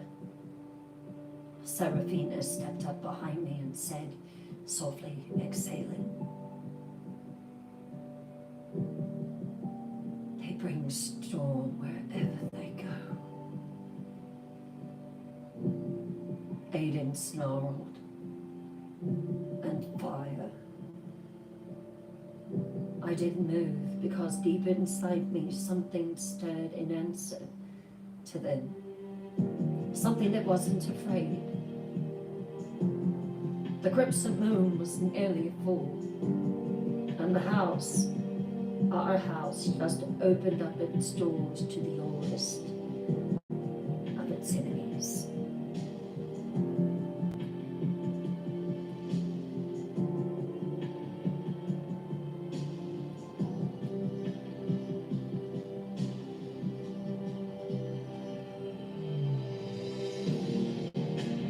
Is anyone else coming?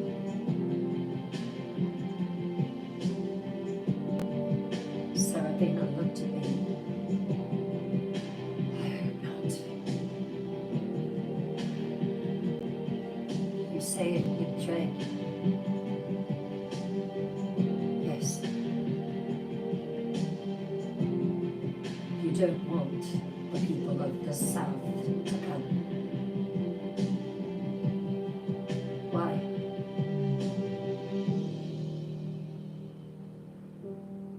Because it will be disaster. Don't even speak their name.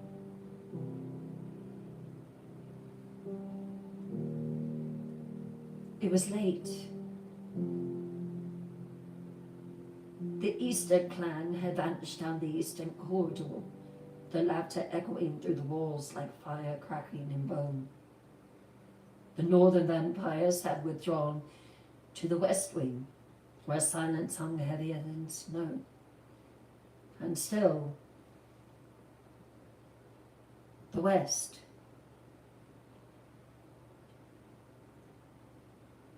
Smaller sects, whispers of covens I never even heard, named aloud.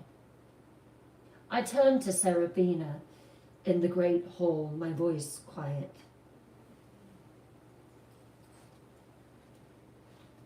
Where in the world is my phone? Did it fall?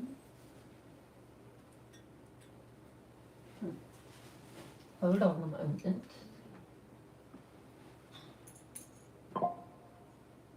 I hear it, but I don't see it. Phone. Yoo-hoo.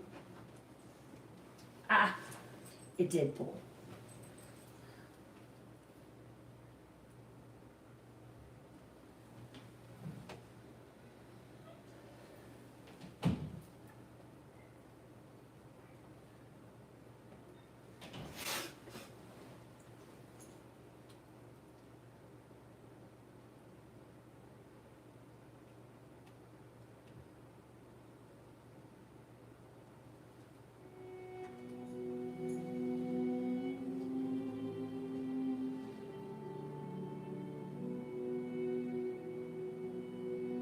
She said that even more would come.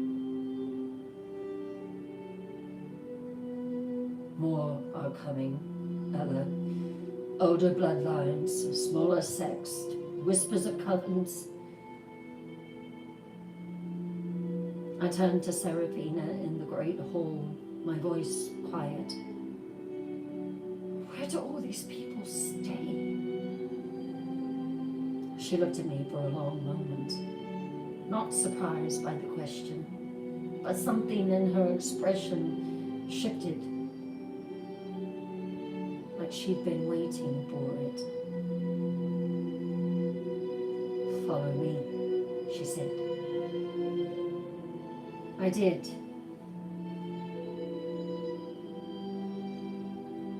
She led me past the servants' halls, past the kitchens, past the locked rooms where ancient furniture lay under sheets like forgotten corpses.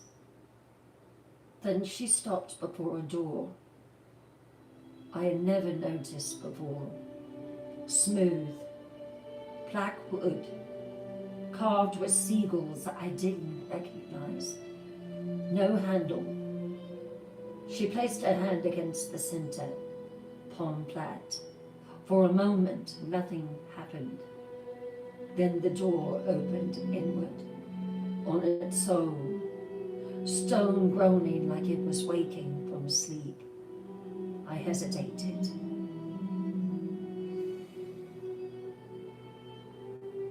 The house doesn't open itself to just anyone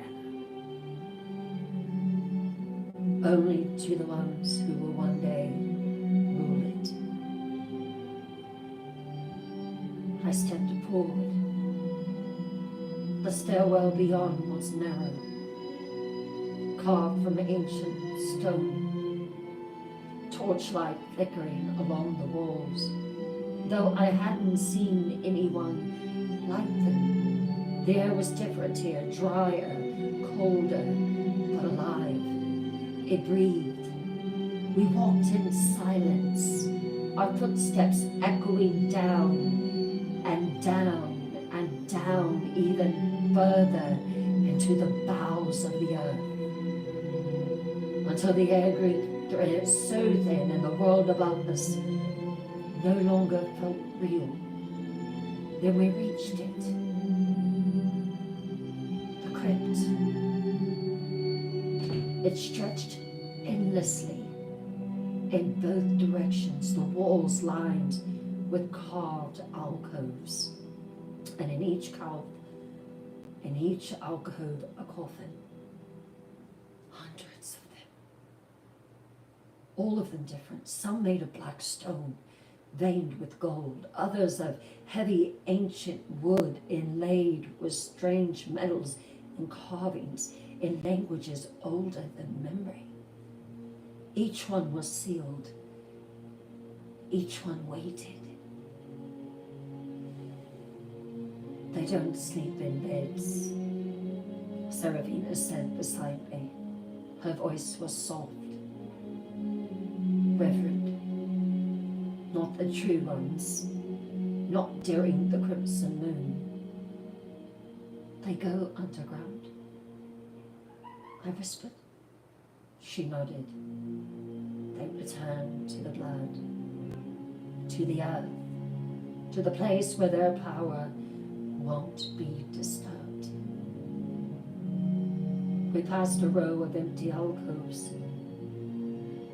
These are for the ones who are still arriving, she added.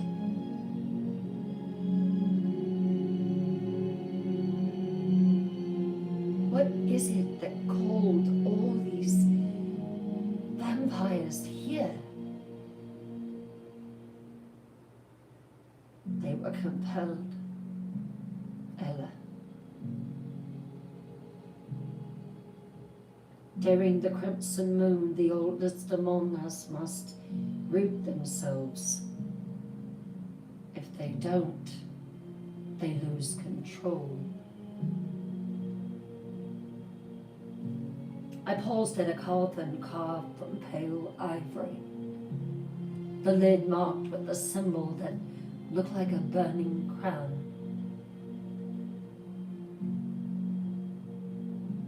The silence that followed was deep. I looked around slowly. The torches did not flicker here. The air did not move. And yet I felt watched. We were surrounded by kings and monsters, mothers and madmen, vampires who once ruled continents and still might, if given reason. How deep does it go? I asked. Serafina's gaze was unreadable. You don't know. My heart slowed. There are tunnels here no one has stepped inside here for centuries. Some of the coffins down here will remain closed. Why? Some of them you don't want to wake. I turned to her slowly. She didn't look afraid, but her voice dropped lower in reverence. There are things older than the clans, Ella. Older than Blackstone, older even than Eric Vol.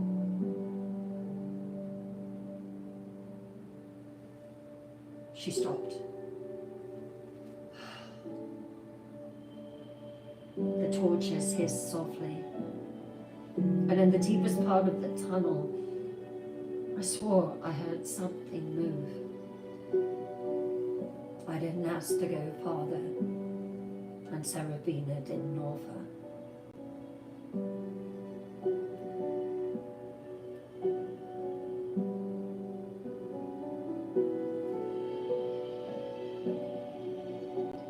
I couldn't sleep.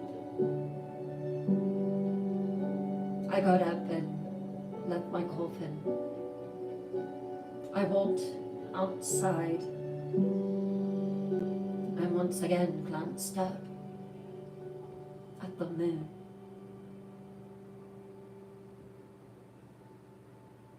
It had started snowing again.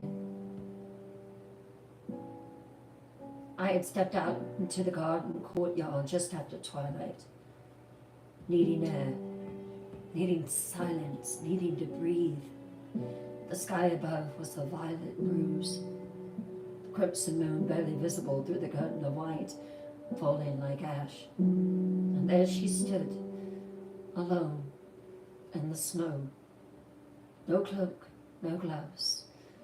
Her feet bare, sinking slightly into the frost-covered earth, as if she belonged to it. Her hair was the color of moonstone, pale gold kissed by silver, spilling down her back in waves. Her eyes, I couldn't stop staring, pale, not like ice, but like milk mixed with starlight, ringed in cold, wide, knowing. She turned toward me before I could speak. You're colder than you should be, she said softly. But the house is warming to you. I can feel it. I blinked. Do I know you? She tilted her head. No, you don't, but I've dreamed of you. The wind stirred. The torches along the stone wall flared briefly, then stilled. I'm Nera, Elowen, she bowed to me, her voice like frost melting through honey. I'm of the Northern Coven. I've been here a few days, watching you. Witchborn, storm-touched. She didn't offer her hand, and I didn't expect her to. She walked toward me with a quiet grace as she came out of her bow, the snow parting around her bare feet like a dared not touch her.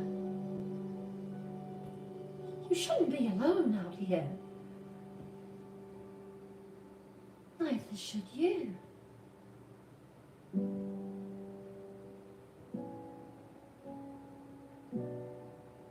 Besides, I'm never alone, she replied. The trees speak to me, the ground listens, the moon watches. I smiled, unable to help it. She smiled back, eyes glittering with something mischievous and ancient. I didn't expect to meet a witch at Blackstone. We're invited, she replied, which means your wedding isn't just pointing to houses, Ella. It's calling back the old ways. I looked at her, really looked. She couldn't have been older than 20 by appearance, but there was nothing young about her at all. Power rolled off of her in quiet waves, wild, feminine, unbending. Her skin shimmered faintly in the torchlight, like it remembered every moon she'd ever stood beneath. You're beautiful, I whispered. So are you, she said without hesitation. But your beauty is cracked. There's something bleeding beneath it. I went still. She stepped closer.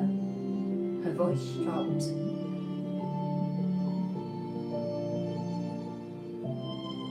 I've seen your dreams, she whispered. The man with the soft hands. The guilt in his eyes. The kiss that felt like prophecy.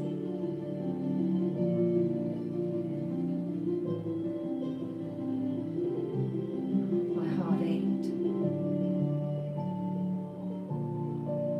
Ian,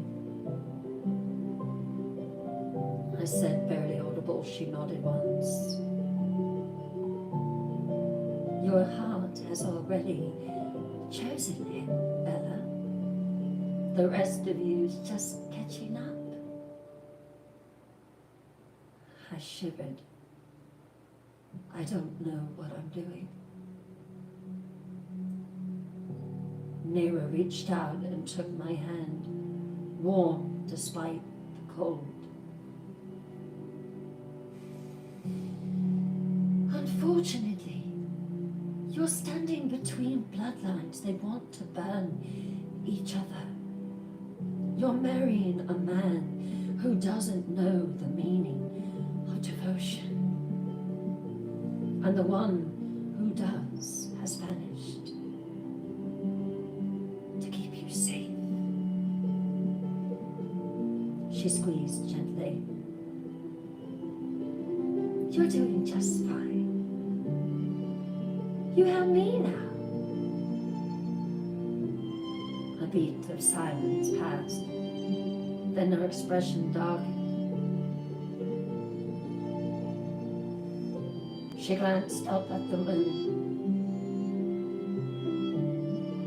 What is it, Mira?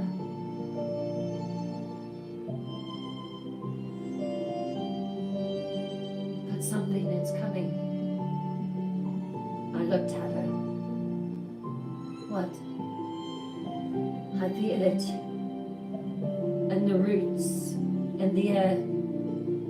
My coven feels it too. Something old, something that doesn't care about clans or thrones or love. Something buried. Something hungry. I felt the chill move through me like breath. Nera leaned in, her voice nearly a whisper. When it comes, the only ones who will survive are the ones who know themselves, the ones who stop trying to be good or right or perfect. She pulled back, her smile returning. You're not ready yet, but you will be.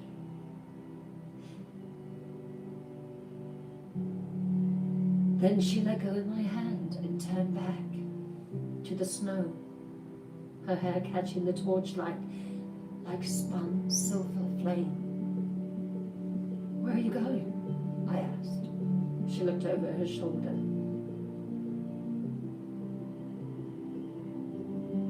To listen to the trees. And just like that, she was gone. But the warmth of her hand remained in mine, and for the first time in days, I felt a little less alone.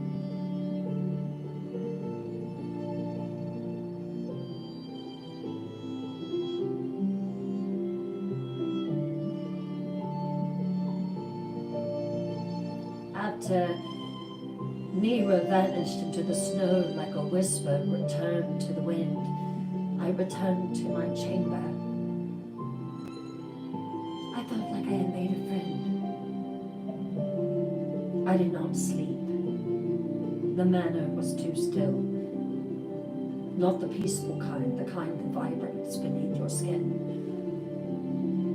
The kind that sets your teeth on edge and makes every flame, every sconce burn just slightly too high.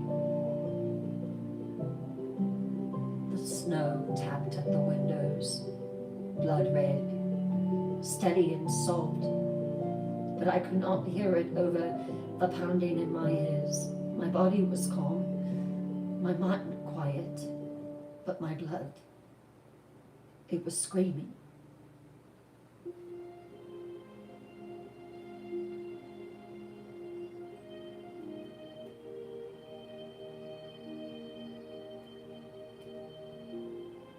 At first I thought it was another dream that I was having. I rose from the bed slowly, drawn toward the far wall, the one that backed up to the old crypt. I pressed my hand to the stone and I felt it. Vibration, a steady pulsing rhythm, not a heartbeat, a drum beat. Thud, thud, thud. From beneath, I pressed my ear to the wall, my breath stilled. There was movement, soft but massive, like the shifting of roots beneath soil, or the slow calling of something that had been still for far too long. I pulled back, my palm flat on the stone, and whispered, "What are you?" The wall went cold. The candle flickered and hissed out in a breath of wind I could not feel, not in words, not in sound, but in presence. It knew me. And not just me, my blood, my bones, my past, my future, whatever it was, it had been buried long before I arrived. But now, it was stirring. Not fully, not yet, but it was waking. I backed away slowly, eyes wide in the dark. Outside, the wind howled once, high, then wrong, and then stilled again. I relit the candle with shaking fingers. There was no one else in this room, but I didn't feel alone.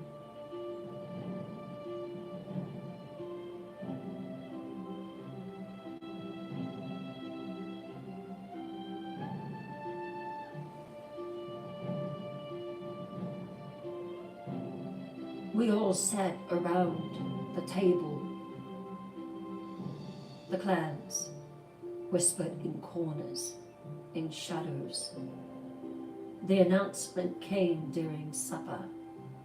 No ceremony, no tenderness, just Aiden's voice echoing through the great hall with all the self-importance of a king who believed the throne already beneath him. Tomorrow, he said, standing behind his chair, hands resting casually on the carved wood. Ella, my bride, will take her place in the eastern wing in my chambers. The room fell silent. She will also assume residence in the ladies' quarters. Seraphina's rooms will be prepared immediately for my wife.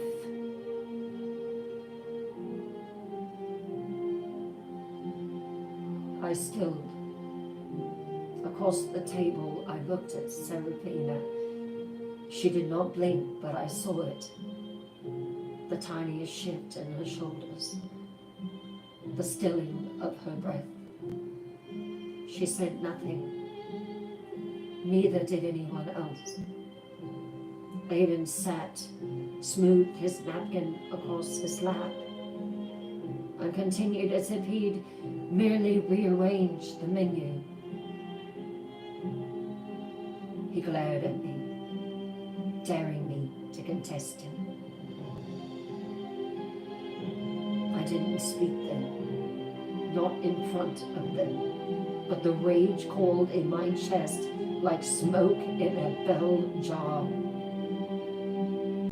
The next morning, I followed the maids in silence as they led me to my new quarters, Seraphina's wing. The corridors were different here, warmer, lined in bookshelves and tall arched windows that poured light from the moon onto polished floors. There were tapestries older than nations, and carved columns painted in faded reds and deep golds. When they opened the door to the chamber, I stopped. It was breathtaking. The ceilings arched like the inside of a cathedral. The fireplace was carved from white marble, inlaid with silver filigree. The canopy bed was draped in gauze and velvet. The sheets impossibly soft, the air perfumed with rose and sandalwood. But none of it felt like mine, because it wasn't. It was hers, Seraphina's, had been for centuries. How did she feel, a woman who had only been at Blackstone Manor for 5 months, replacing her? And now, because Aiden had willed it so, it had been taken from her, stripped without question, without conversation, without care. I turned to the maids. They waited. You may go. They curtsied and vanished. I stood in the middle of the room for a long time, and then I stormed out.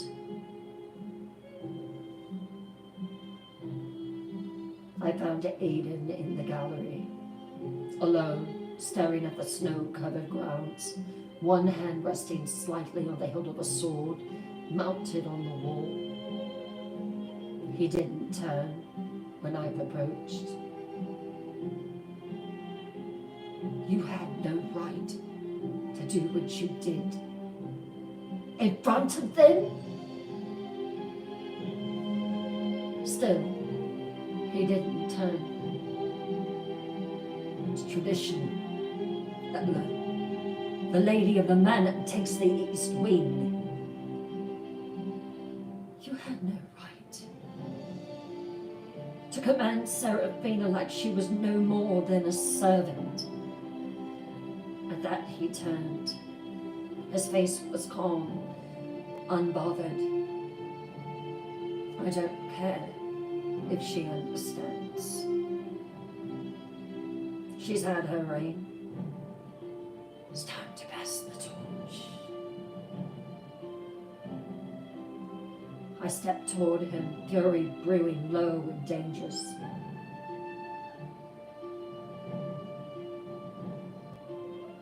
You could have did it quietly.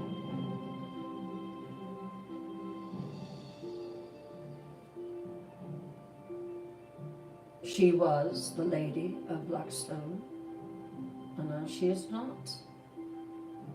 You are. I haven't taken my vows yet, but you wear my ring. Yes, I know. It burns my flesh every day, every hour, every minute.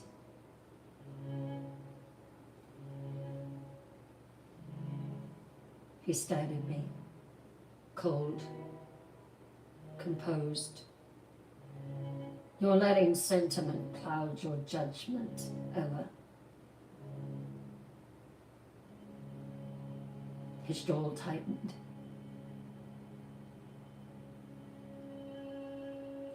This is not how I will rule, Aiden, I said. And if you think for one moment that I will become some ornamental piece you can place where it pleases you, you've mistaken me entirely. Silence fell between us. Aiden looked at me, really looked. And for the first time, I saw it.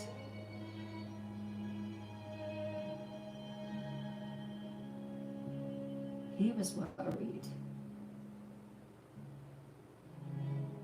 He had thought I would thank him. He had thought wrong. He had thought I would walk willingly into his arms. He thought wrong. Without another word, I turned and left him standing in the gallery, the snow falling softly behind the glass. I returned to Seraphina's quarters, stood in the center of the room again, and whispered into the air. The room was taken, but I won't be.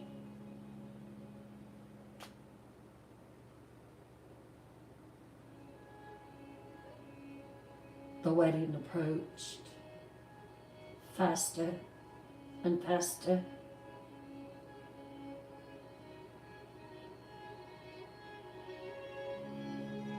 There was a knock on my door. I was led to the solarium just before dusk. The windows were veiled in frost, the panes lit by the blood-tinged light of the nearing crimson moon. The room was filled with slow-moving mist, curling like fingers along the marble floor, and in the center stood 3 women. They did not bow to me. They turned in unison as I entered. These were the witches of the Northern Coven, summoned not by coin or command, but by fate. The eldest looked no older than 25, with skin like opal and hair that shimmered silver blue under the cold light. The other 2, twins, had hair the color of ravens and matching black eyes with rings of amethyst flickering in their centers. They called themselves the Thread Mothers, though they were not mothers, not in the way humans understood it. They birthed beauty, power, armor, and tonight they would make a wedding gown for the Lady of Blackstone Manor. For me.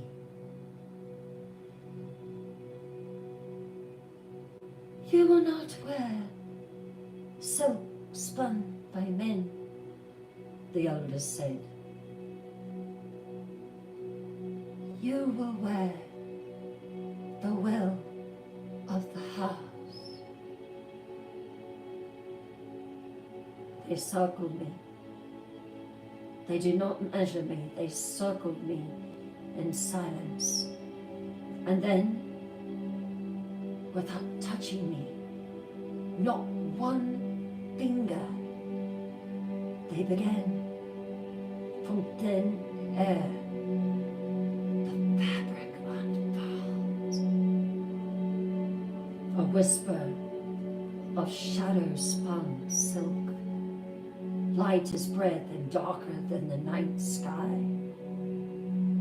It called up from the floor, spiraling around my ankles, my waist, my throat, not binding, claiming. The gown built itself onto my body as if it already knew my shape, my measurements, my sorrow, my fury. The bodice was carved of something older than lace. Delicate, yes, but etched with runes, stitched in moon thread.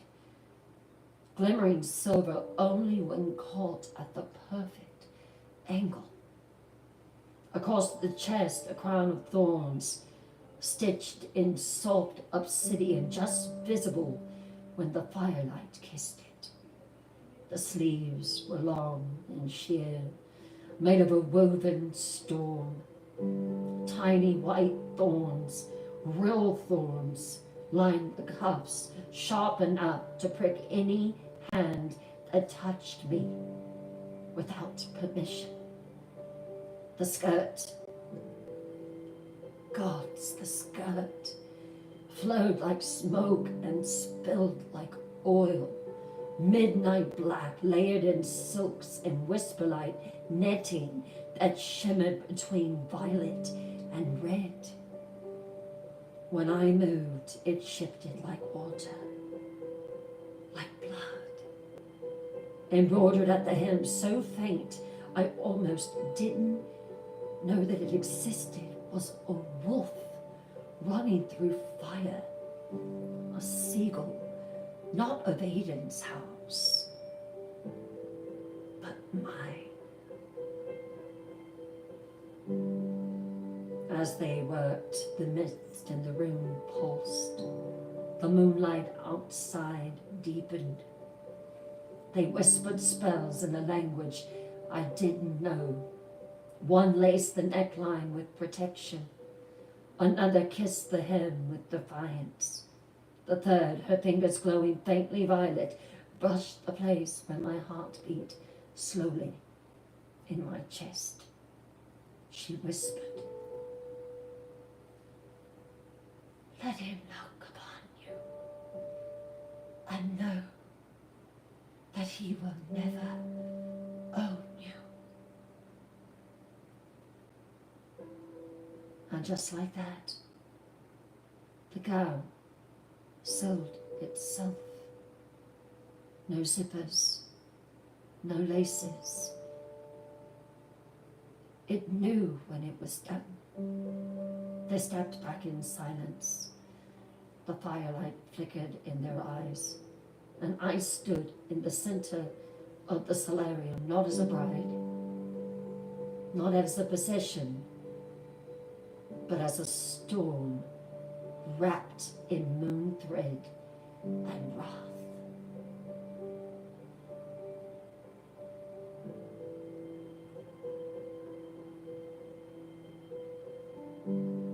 The witches had vanished without a sound. Only the faint scent of crushed winter roses lingered in the mitts they left behind. I stood alone in the solarium, bathed in the glow of the crimson moon as it cast its bleeding light through the frost-laced glass. The silence held me like a hush before music, and then, slowly, I turned. The skirt of the gown caught the air like smoke, unfurling around me with a whisper. The fabric brushed my legs like water. Each layer flowing over the next, alive, responsive, enchanted. When I moved, it didn't follow. It danced with me. I stepped again, faster now, and spun around the floor.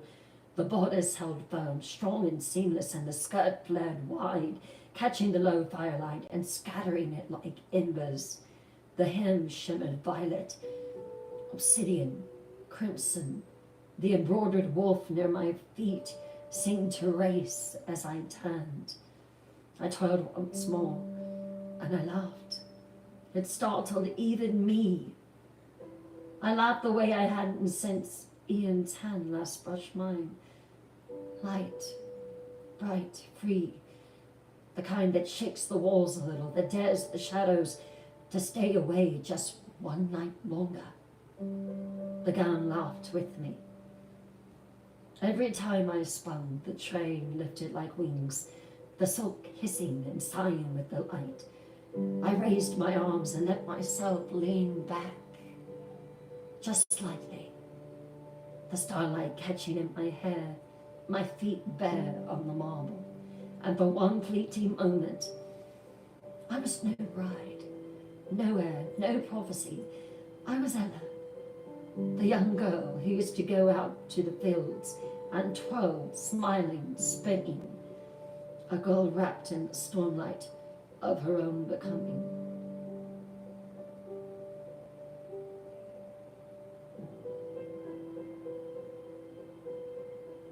The solarium pulsed with moonlight. The gown moved like magic around me.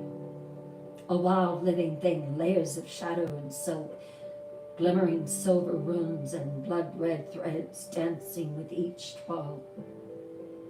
My breath came faster, my laughter still warm in the air, unguarded and glowing.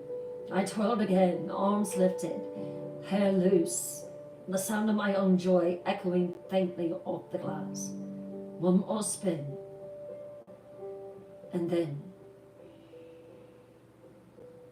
I collided with him. Arms, chest, breath. The world stopped. The skirt still midair, falling in a rush around our legs as I landed firmly, completely, in his embrace.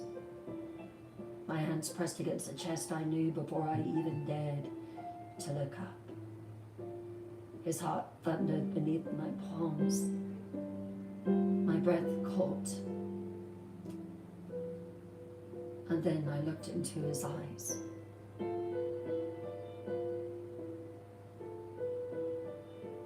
Ian. His face was shadowed and sharp, framed in the same wild dark hair I'd seen 1,000 times in memory. But now his expression was something else entirely. Unmasked, wrecked. His jaw clenched like he couldn't breathe, like holding me was both agony and salvation. And his eyes, they looked like he'd been starving for me.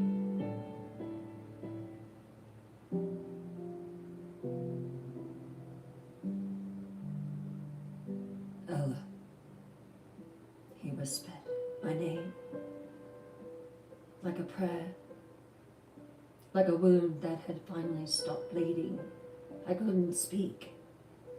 Tears welled instantly, hot, unexpected. My hands trembled against him as he stared down at me, the moonlight casting silver across his face.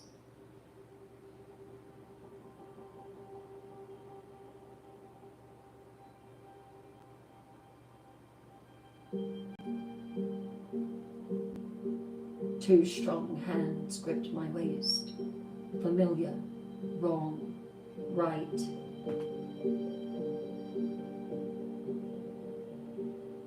His expression changed from longing to a storm. His jaw was tight, His eyes colder than the north, but burning behind their glacial steel was something wild, wounded. His gaze dropped, slowly, deliberately, to the gown, clinging to my body. His mouth curled, but it wasn't a smile. It was a snarl dressed in charm. He bowed gallantly. "Well," he said, voice low, full of sarcasm so sharp it stung. "Don't you look like the perfect little bride?" I couldn't speak. I could barely breathe. "Ian," I whispered. He let go of me like I burned him. His eyes roamed the gown again, from the wolf embroidered at the hem to the blood-red shimmer of silk caught in the light. "Nice touch," he muttered. "Whoever designed it clearly understands irony." I took a step toward him. "Ian, you don't understand." "No?" he snapped, voice hard. "No, I don't understand, Ella. I dreamed of you. I dreamed of you.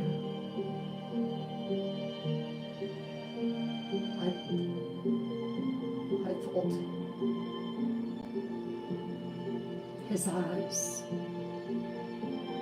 they flicked over me again, and this time they didn't soften. They burned.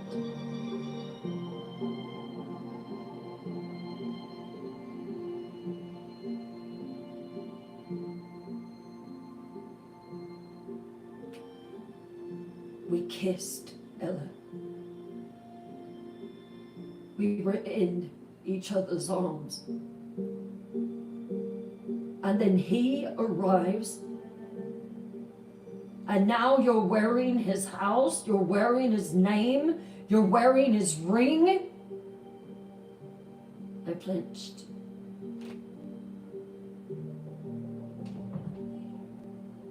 Are you in his bed?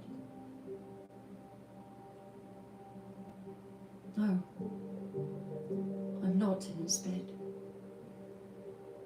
But you're in his wedding gown, he said, voice razor sharp. Close enough. I opened my mouth to speak, to beg, to explain, but the words dissolved in my throat.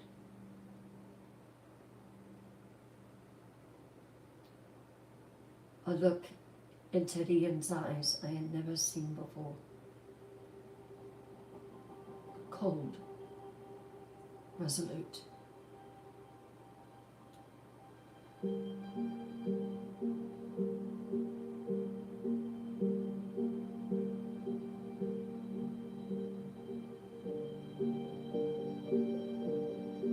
You're making a massive mistake, Ella. I swallowed hard, every inch of me shaking. I've thought about you. I've tried to take the ring off.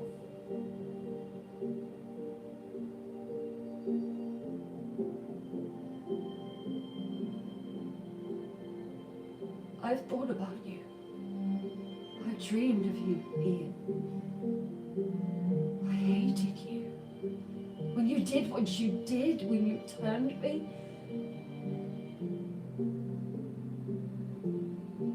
I took a step toward him. I dreamed of you. But his voice didn't waver. You don't get to say that in that wedding gown.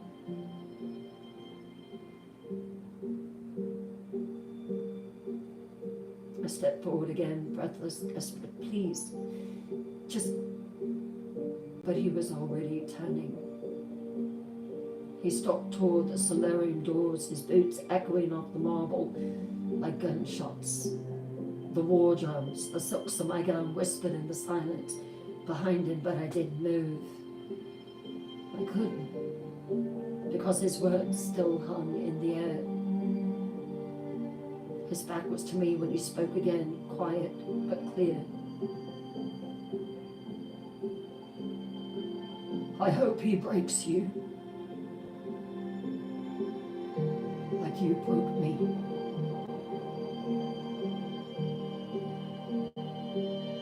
And then he was gone. The door slammed shut with the burst of wind, blowing out every candle in the room. I stood alone in the dark, my chest rising and falling, the magic in my gown now too heavy to carry. And still I felt him, like a phantom, like fire in the marrow of my bones, like love. I was never allowed to name.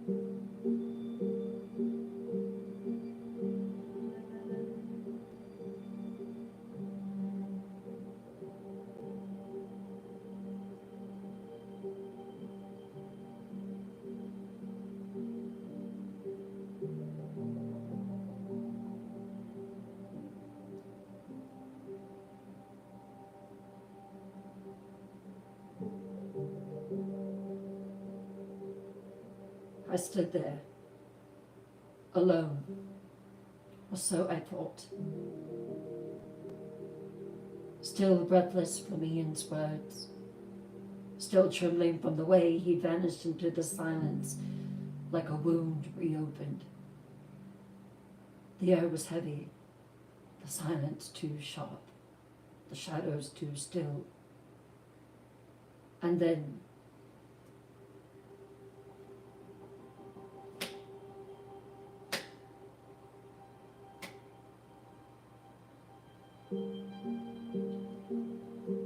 well,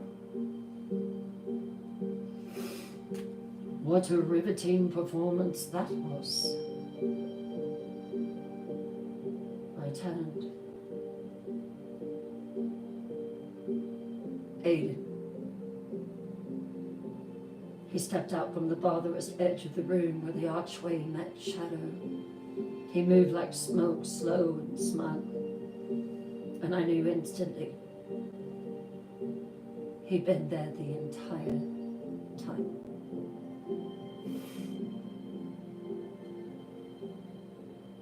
I know it's bad luck, he said, his voice smooth and dripping with false sweetness, to see the bride in her gown before the wedding. He stopped just feet from me, his head tilted slightly, eyes glinting with something dark. But I just couldn't help myself.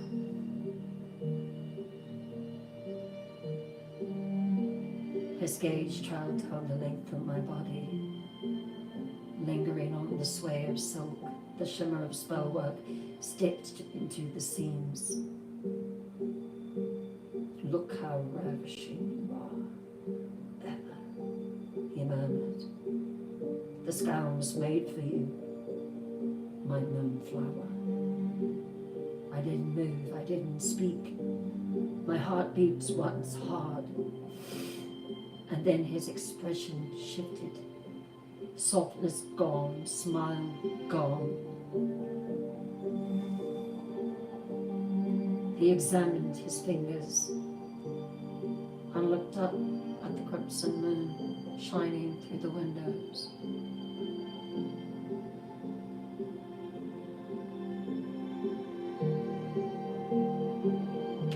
I knew he had came back. I smelled him.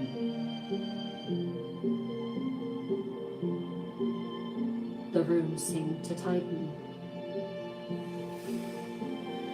I can feel them, Aiden went on, like static in my teeth, like rot in the walls and worse. He stepped forward, slower now. He sniffed me. He snarled. I smell him on you. My breath caught. He reached out, one hand sliding into the silk at my waist. Standing behind me, not gently, he crushed me against his chest. I smell him on you. He leaned in, his breath brushing my cheek, his voice like a serpent slipping behind my ear. And it repulses me.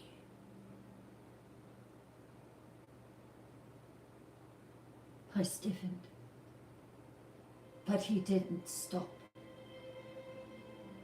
His other hand came to the back of my neck, not painfully but firmly, controlling. His lips brushed against the shell of my ear. His voice was low, seductive. I'll have to keep a close watch on you, won't I? Aiden. His fingers tightened around my wrist, his nails biting into the skin. No, he cut in, his voice suddenly still. You don't speak right now. He pulled me roughly, tighter against him to where I felt like I couldn't breathe. His heartbeat thundered against mine, too fast, too loud. Do anything stupid, Ella.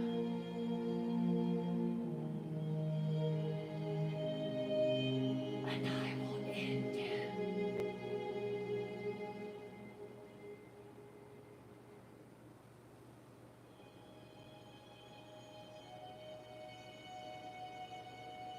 I gasped, trying to pull away, but he held firm. Then his face buried in my hair. He inhaled.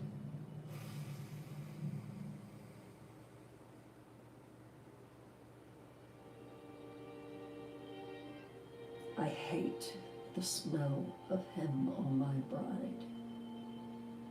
But no matter.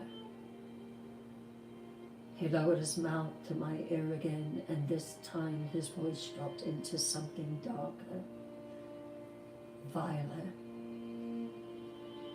We'll take care of that on our wedding night. He repulsed me. I froze, ice through my blood. You'll have my scent when I'm finished with you. And then just as suddenly he released me.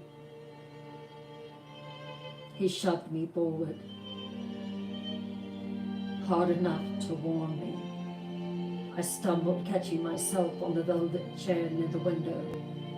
Aiden stood tall in the dying light of the solarium, jaw tight, chest rising with barely contained rage. Ian will not have you, he said. No one will. He turned and walked away, slow and regal, like he hadn't just gutted the air with his words. The doors closed behind him. I was alone again, but this time, the silence didn't feel empty. It felt like a cage. The same cage that I was in as a human. I was in as a vampire.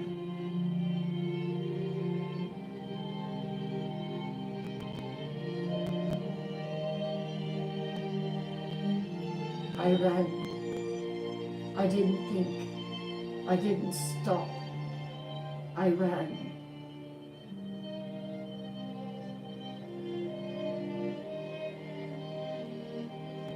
I wasn't going back. Whatever happened to me, so be it. But I wasn't going back.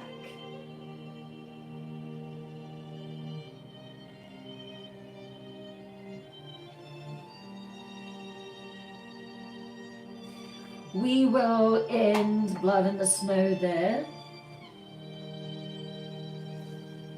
I hope that you have enjoyed the story tonight and the progression of Blood in the Snow.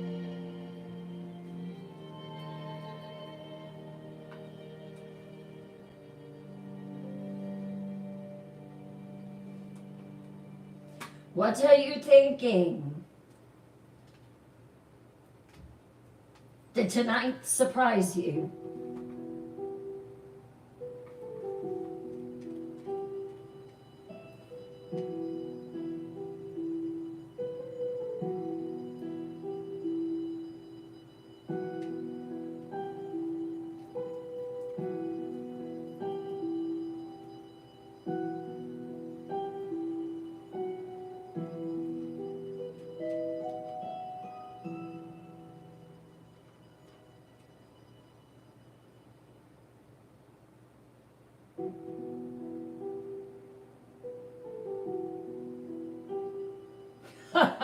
I know, Serafina being kicked out of her rooms that she has been in for centuries.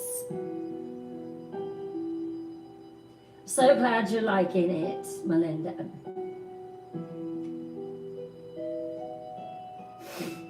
Oh, good, Legend of the 80s. It will definitely be there. Hello, Lady Sapphire. How are you? So glad Mia. Casper, thank you. Standing up, clapping. I'm so glad that you enjoyed it, Bugsy. Glad to hear you like it, Charlie. So what are you thinking? Have any new characters came into play that you are interested to discover more about? Let me know in the comments. Hello, Janelle. How are you? Oh, I'm so glad that you like it, Cheshire Lace. The witch? Which one? Nira? Hey, Marine's daughter. Hello, Amber Dowdy. I'm so glad. So, if you were lost, you don't know where in the world we are, you can go back on YouTube. You just have to pull out a calendar and look for Blood in the Snow is always on Thursdays. So you can go back and look on YouTube and you can catch up with it. It has been such a busy week. I had planned on performing the first chapter over, and I will do that so you are able to catch up. Maybe I'll be able to do it this weekend. Oh, thank you, Amber. Thank you, Lulu.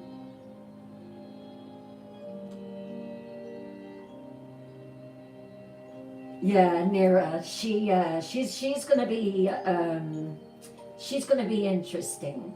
When I was picturing her, I was just picturing when I was writing her character, I just pictured someone young and whimsical and just ancient and powerful and beautiful, and Ella needs an ally. She needs a friend. She needs someone.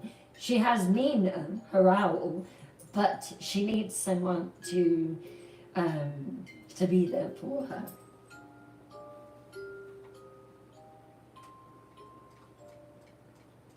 Oh, good.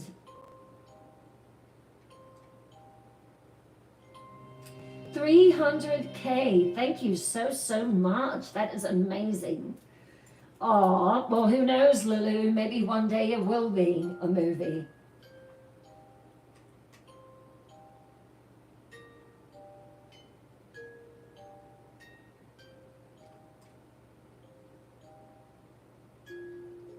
What did you think over there in YouTube, like Dwellerland? Oh, thank you, Mark. Thank you so much. That's what I'm trying to achieve, for sure. Static in my teeth. I was trying to think of something that would be so irritating.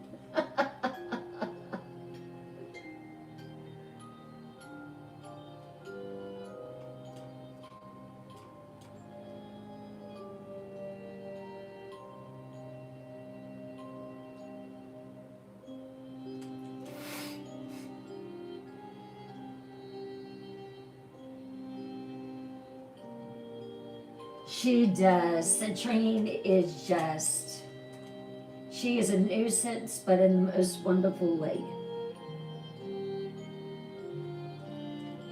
She is. She's, yes, she's impish. She's small, but watch out for her because she's powerful. When I was writing that scene today and another one that's coming up, I was just like, wow, you know, she's cool.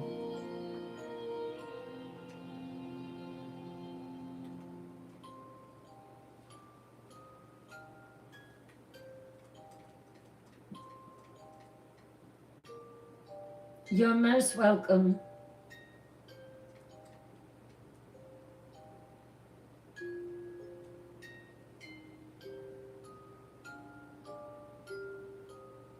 You are most welcome, Tara.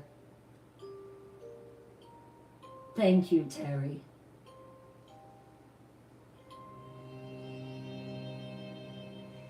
It does. It is. I started out as a romance writer, and I've just always been just so captivated by vampires. Just the power and the romance and everything. And when I was writing it, I was like, how would it be to take just a human girl who's already miserable in life and thinks that she is escaping and just enters into a world that is just beyond her dreams and beyond it. And I'm pretty happy with how it's going. Good night, Shirley Thurlby.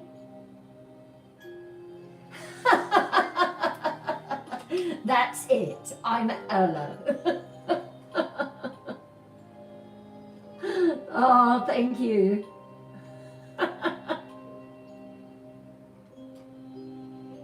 So was this your favorite night so far? A Blood in the Snow? Were you happy to see Ian back on the scene? You love the witches, yes.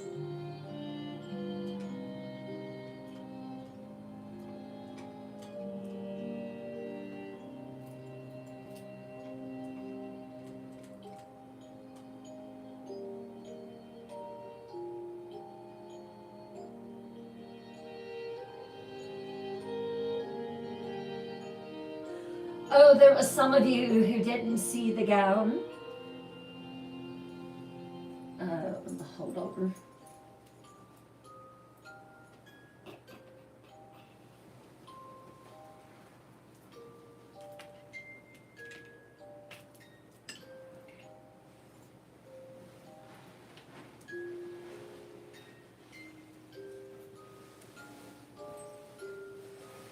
This will be the Blood in the Snow dress from this point forward. This is it. This is the only one. This is my Blood in the Snow gown. Let's see.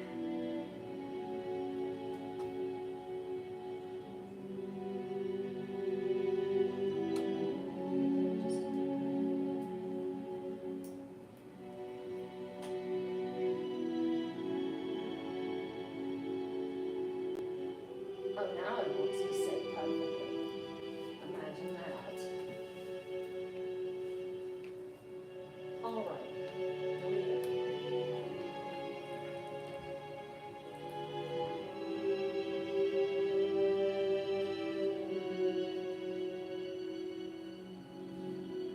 There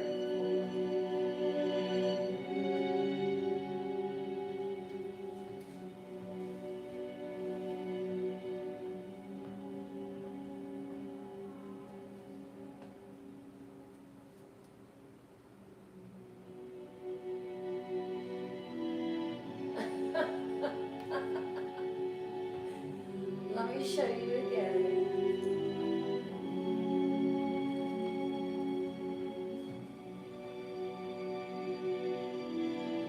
This was specially designed just for Blackstone. It's a train. Let go. Let go.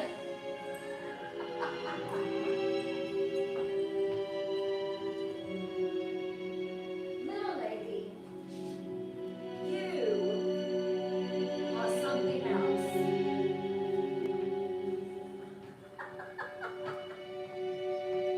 Did you see that? You caught her in action. You actually did see it.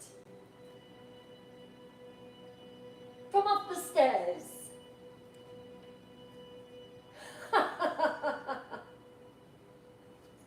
I'm telling you, you're seeing her for exactly what she is now.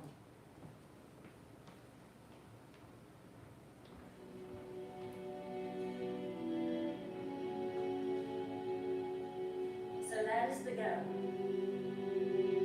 Absolutely gorgeous. So lovely. Fits like a glove. Have this one made special. Oh, that is so funny.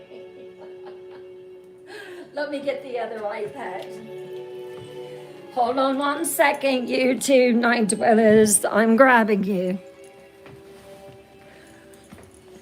I'm carrying my my people, my night dwellers around tonight. There we go. All right, let me put this one here, and this one here, and hopefully they both stay put. Well, at least I had found a way to show off the gown for everyone.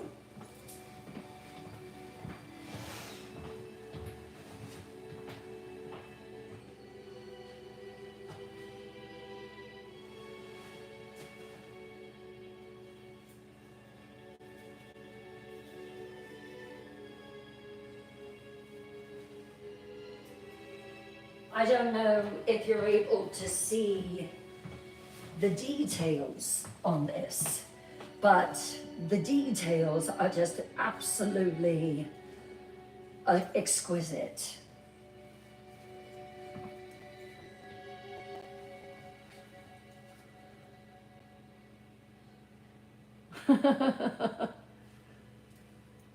Oh, that sounds awesome.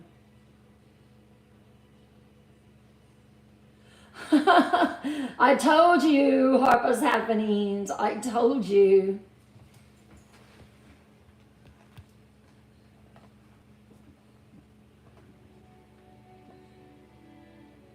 Hello, Skelly Lover.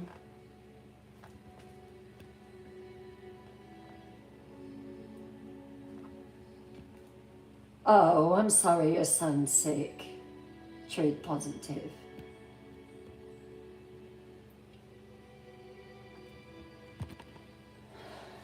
So that's the gown.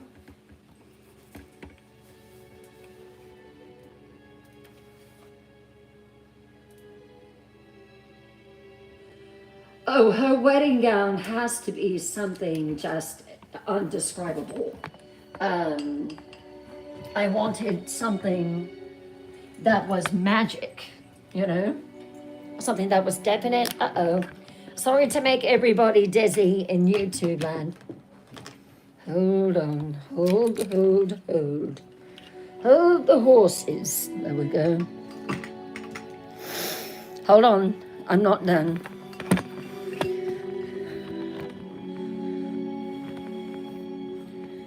Are you back in here? Train. Leave it alone. Sitch. You are a situation, that is for sure.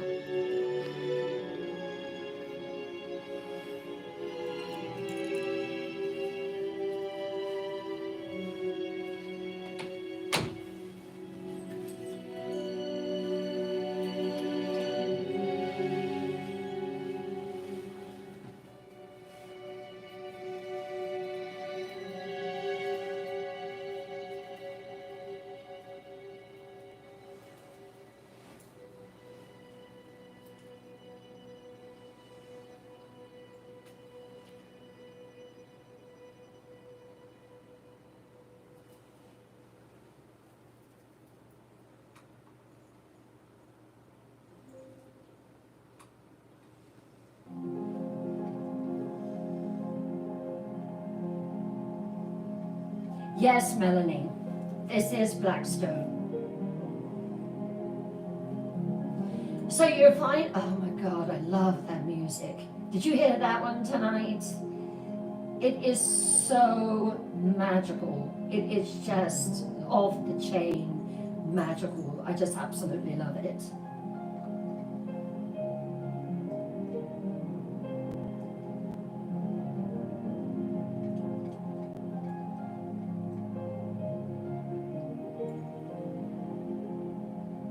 Yes, it was great. Yes, this is Blackstone, and the red is because of the crimson moon. What are you doing in here? Train. Come here. I think it was Magic Moon who said she's my my familiar. I'm gonna familiar her in a minute.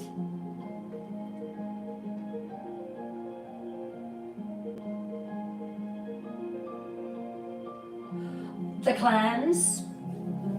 Yep, and there's one that no one will mention. I wonder why.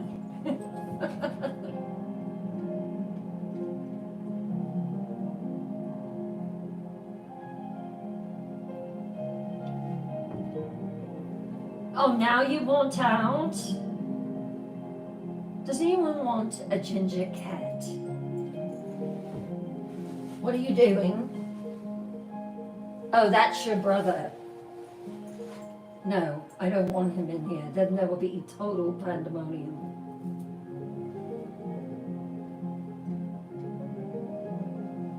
So quite a few characters have came in.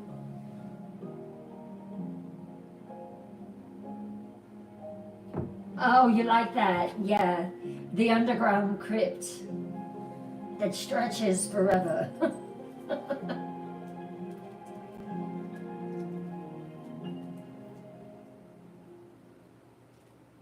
Hey Tracy, how are you?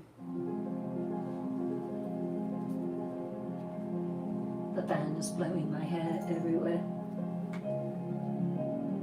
So tomorrow night, not tomorrow, but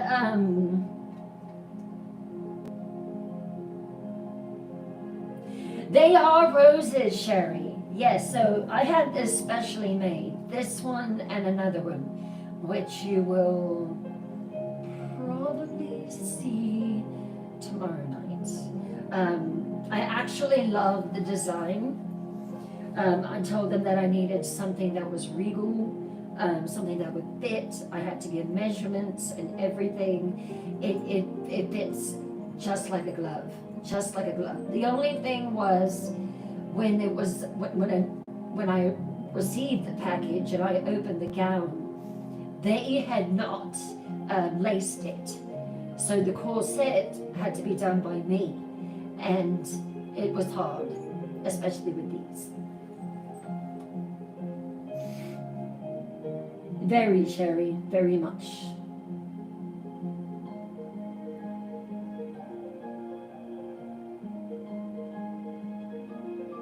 Oh, that's wonderful, Mark. I love that.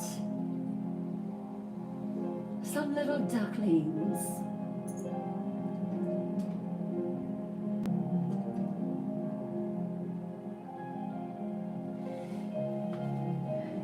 Yes, very unique, very.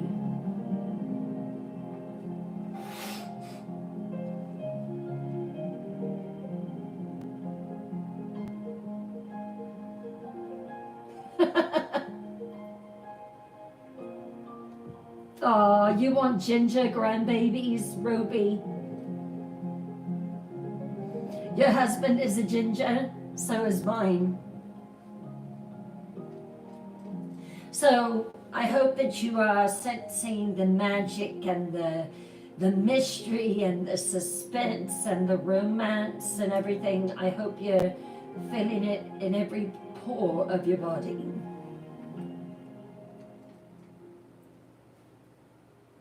All right, everyone. It has been a beautiful evening, and oh my goodness, you played in the coffin room. Oh wow. Tonight was many, many, many emotions.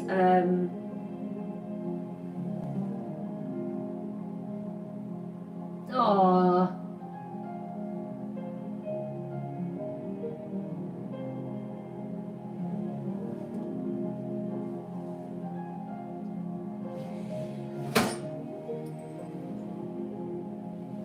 Hold on.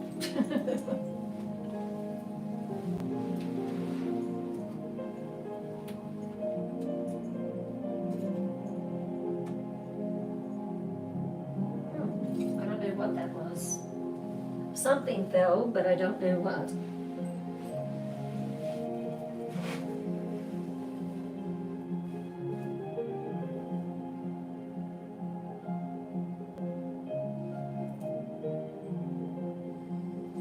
So next Thursday and Friday, we're going to be out of town for a celebration of life, someone very dear that passed. So instead of Thursday, Blood in the Snow will be Wednesday.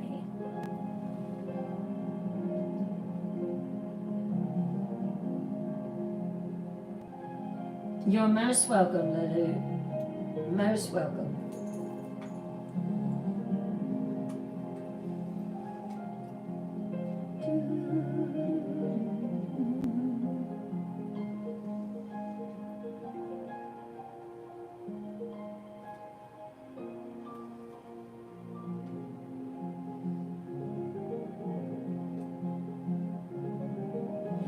Yeah, so just it will be Wednesday, and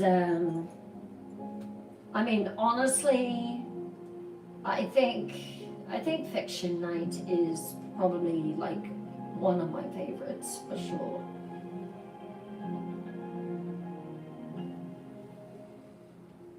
Yes, so Thursday and Friday I will be gone. Next live will be the following Monday. But next Wednesday, I'm not going to leave you without Blood in the Snow. Don't worry about that. We'll replace Paranormal Wednesday with Blood in the Snow. So, thank you, Julie.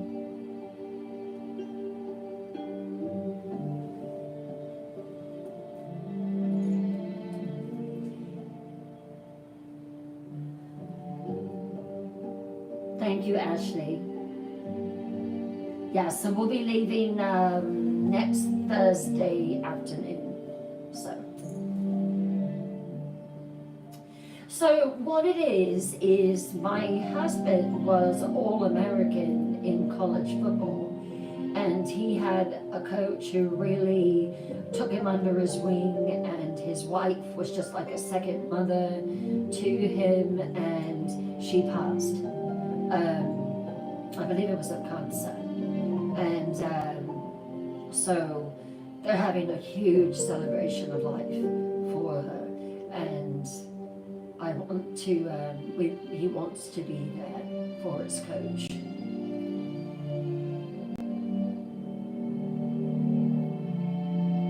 Oh, you're good, Roby, you're good.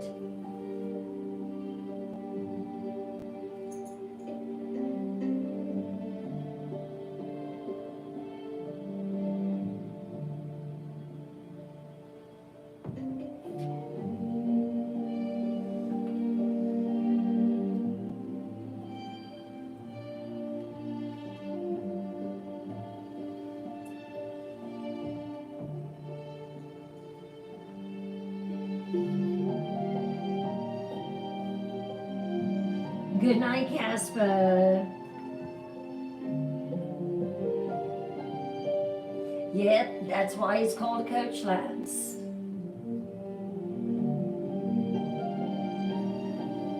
So tomorrow night, it's kind of strange talking about another night doing something different because everyone is so caught up in Blood in the Snow, and including me as I'm writing it.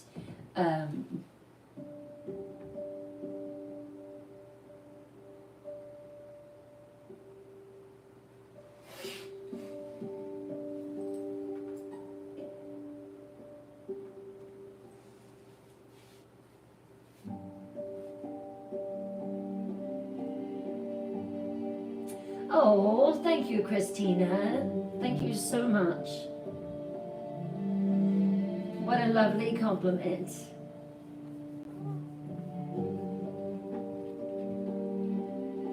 Oh, now you want to escape?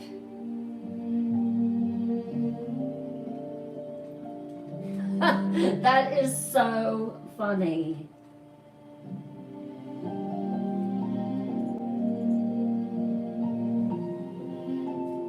So anyway, tomorrow night, 8 o'clock p.m. Eastern, the will of fate decides the story.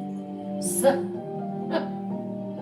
well, hello. Are you lonely? Do you miss your brother? Come here. You better be good. I'm telling you. Be a good girl.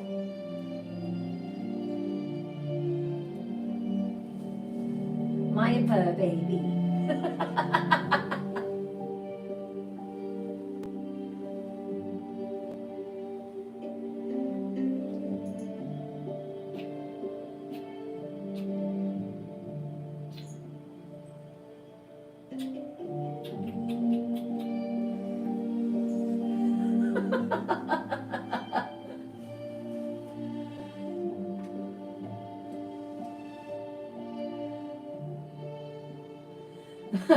Right. Thank you, Ashley B. All right, we gotta head to bed. Hate to end the night. Tonight was magical, just as every Blood in the Snow night is. Love you all. Be back tomorrow night at 8 o'clock for Will of Fate Friday. Thank you so much. Thank you, Jester, for choosing the music. The show opens up with a bang. Thank you to all my night watchers. You just do an absolutely amazing job. I'm so proud of you.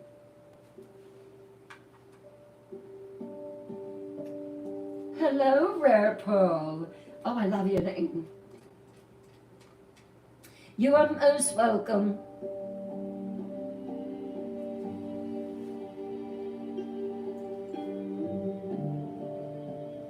Most welcome indeed.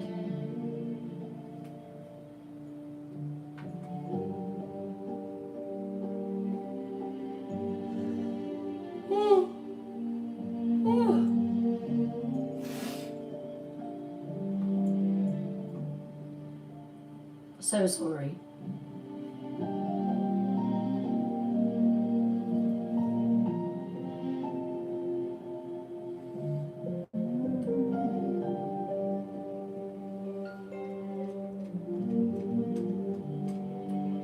Trying to see.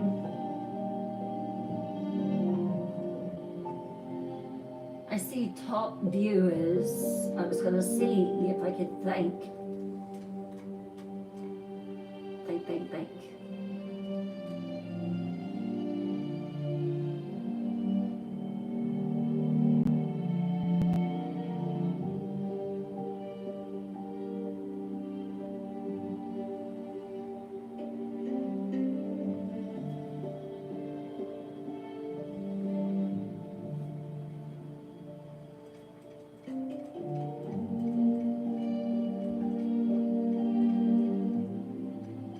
Good night, Casper. Thank you all, beautiful people. Thank you all, beautiful night dwellers. Love you, love you, love you. I will see you tomorrow night.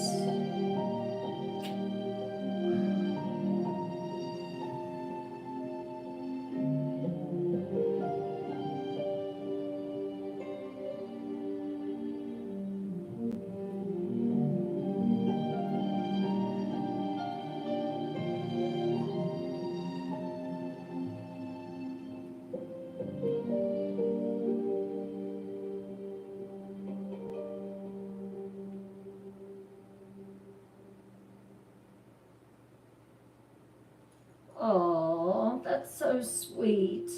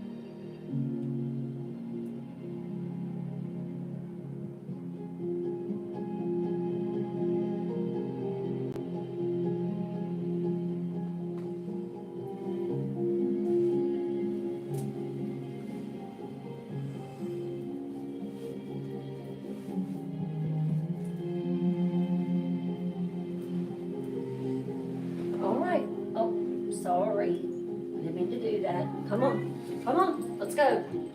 Citrine. Go. Go. Go. Thank you.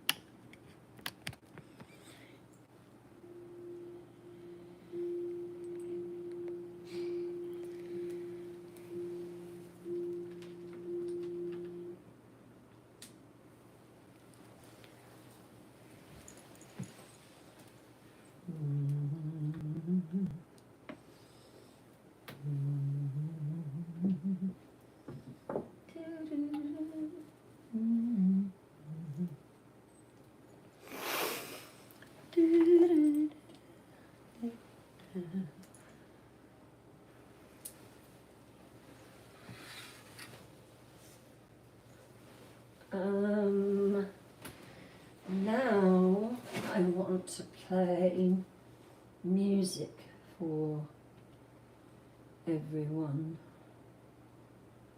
So, an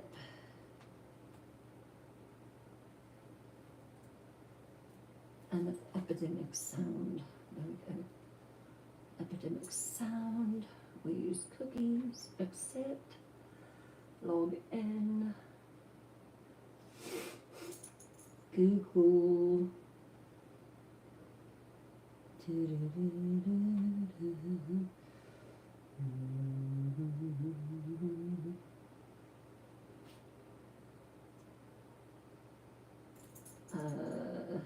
Let's go to saved. And we'll just do blood in the snow. How about that? Yeah.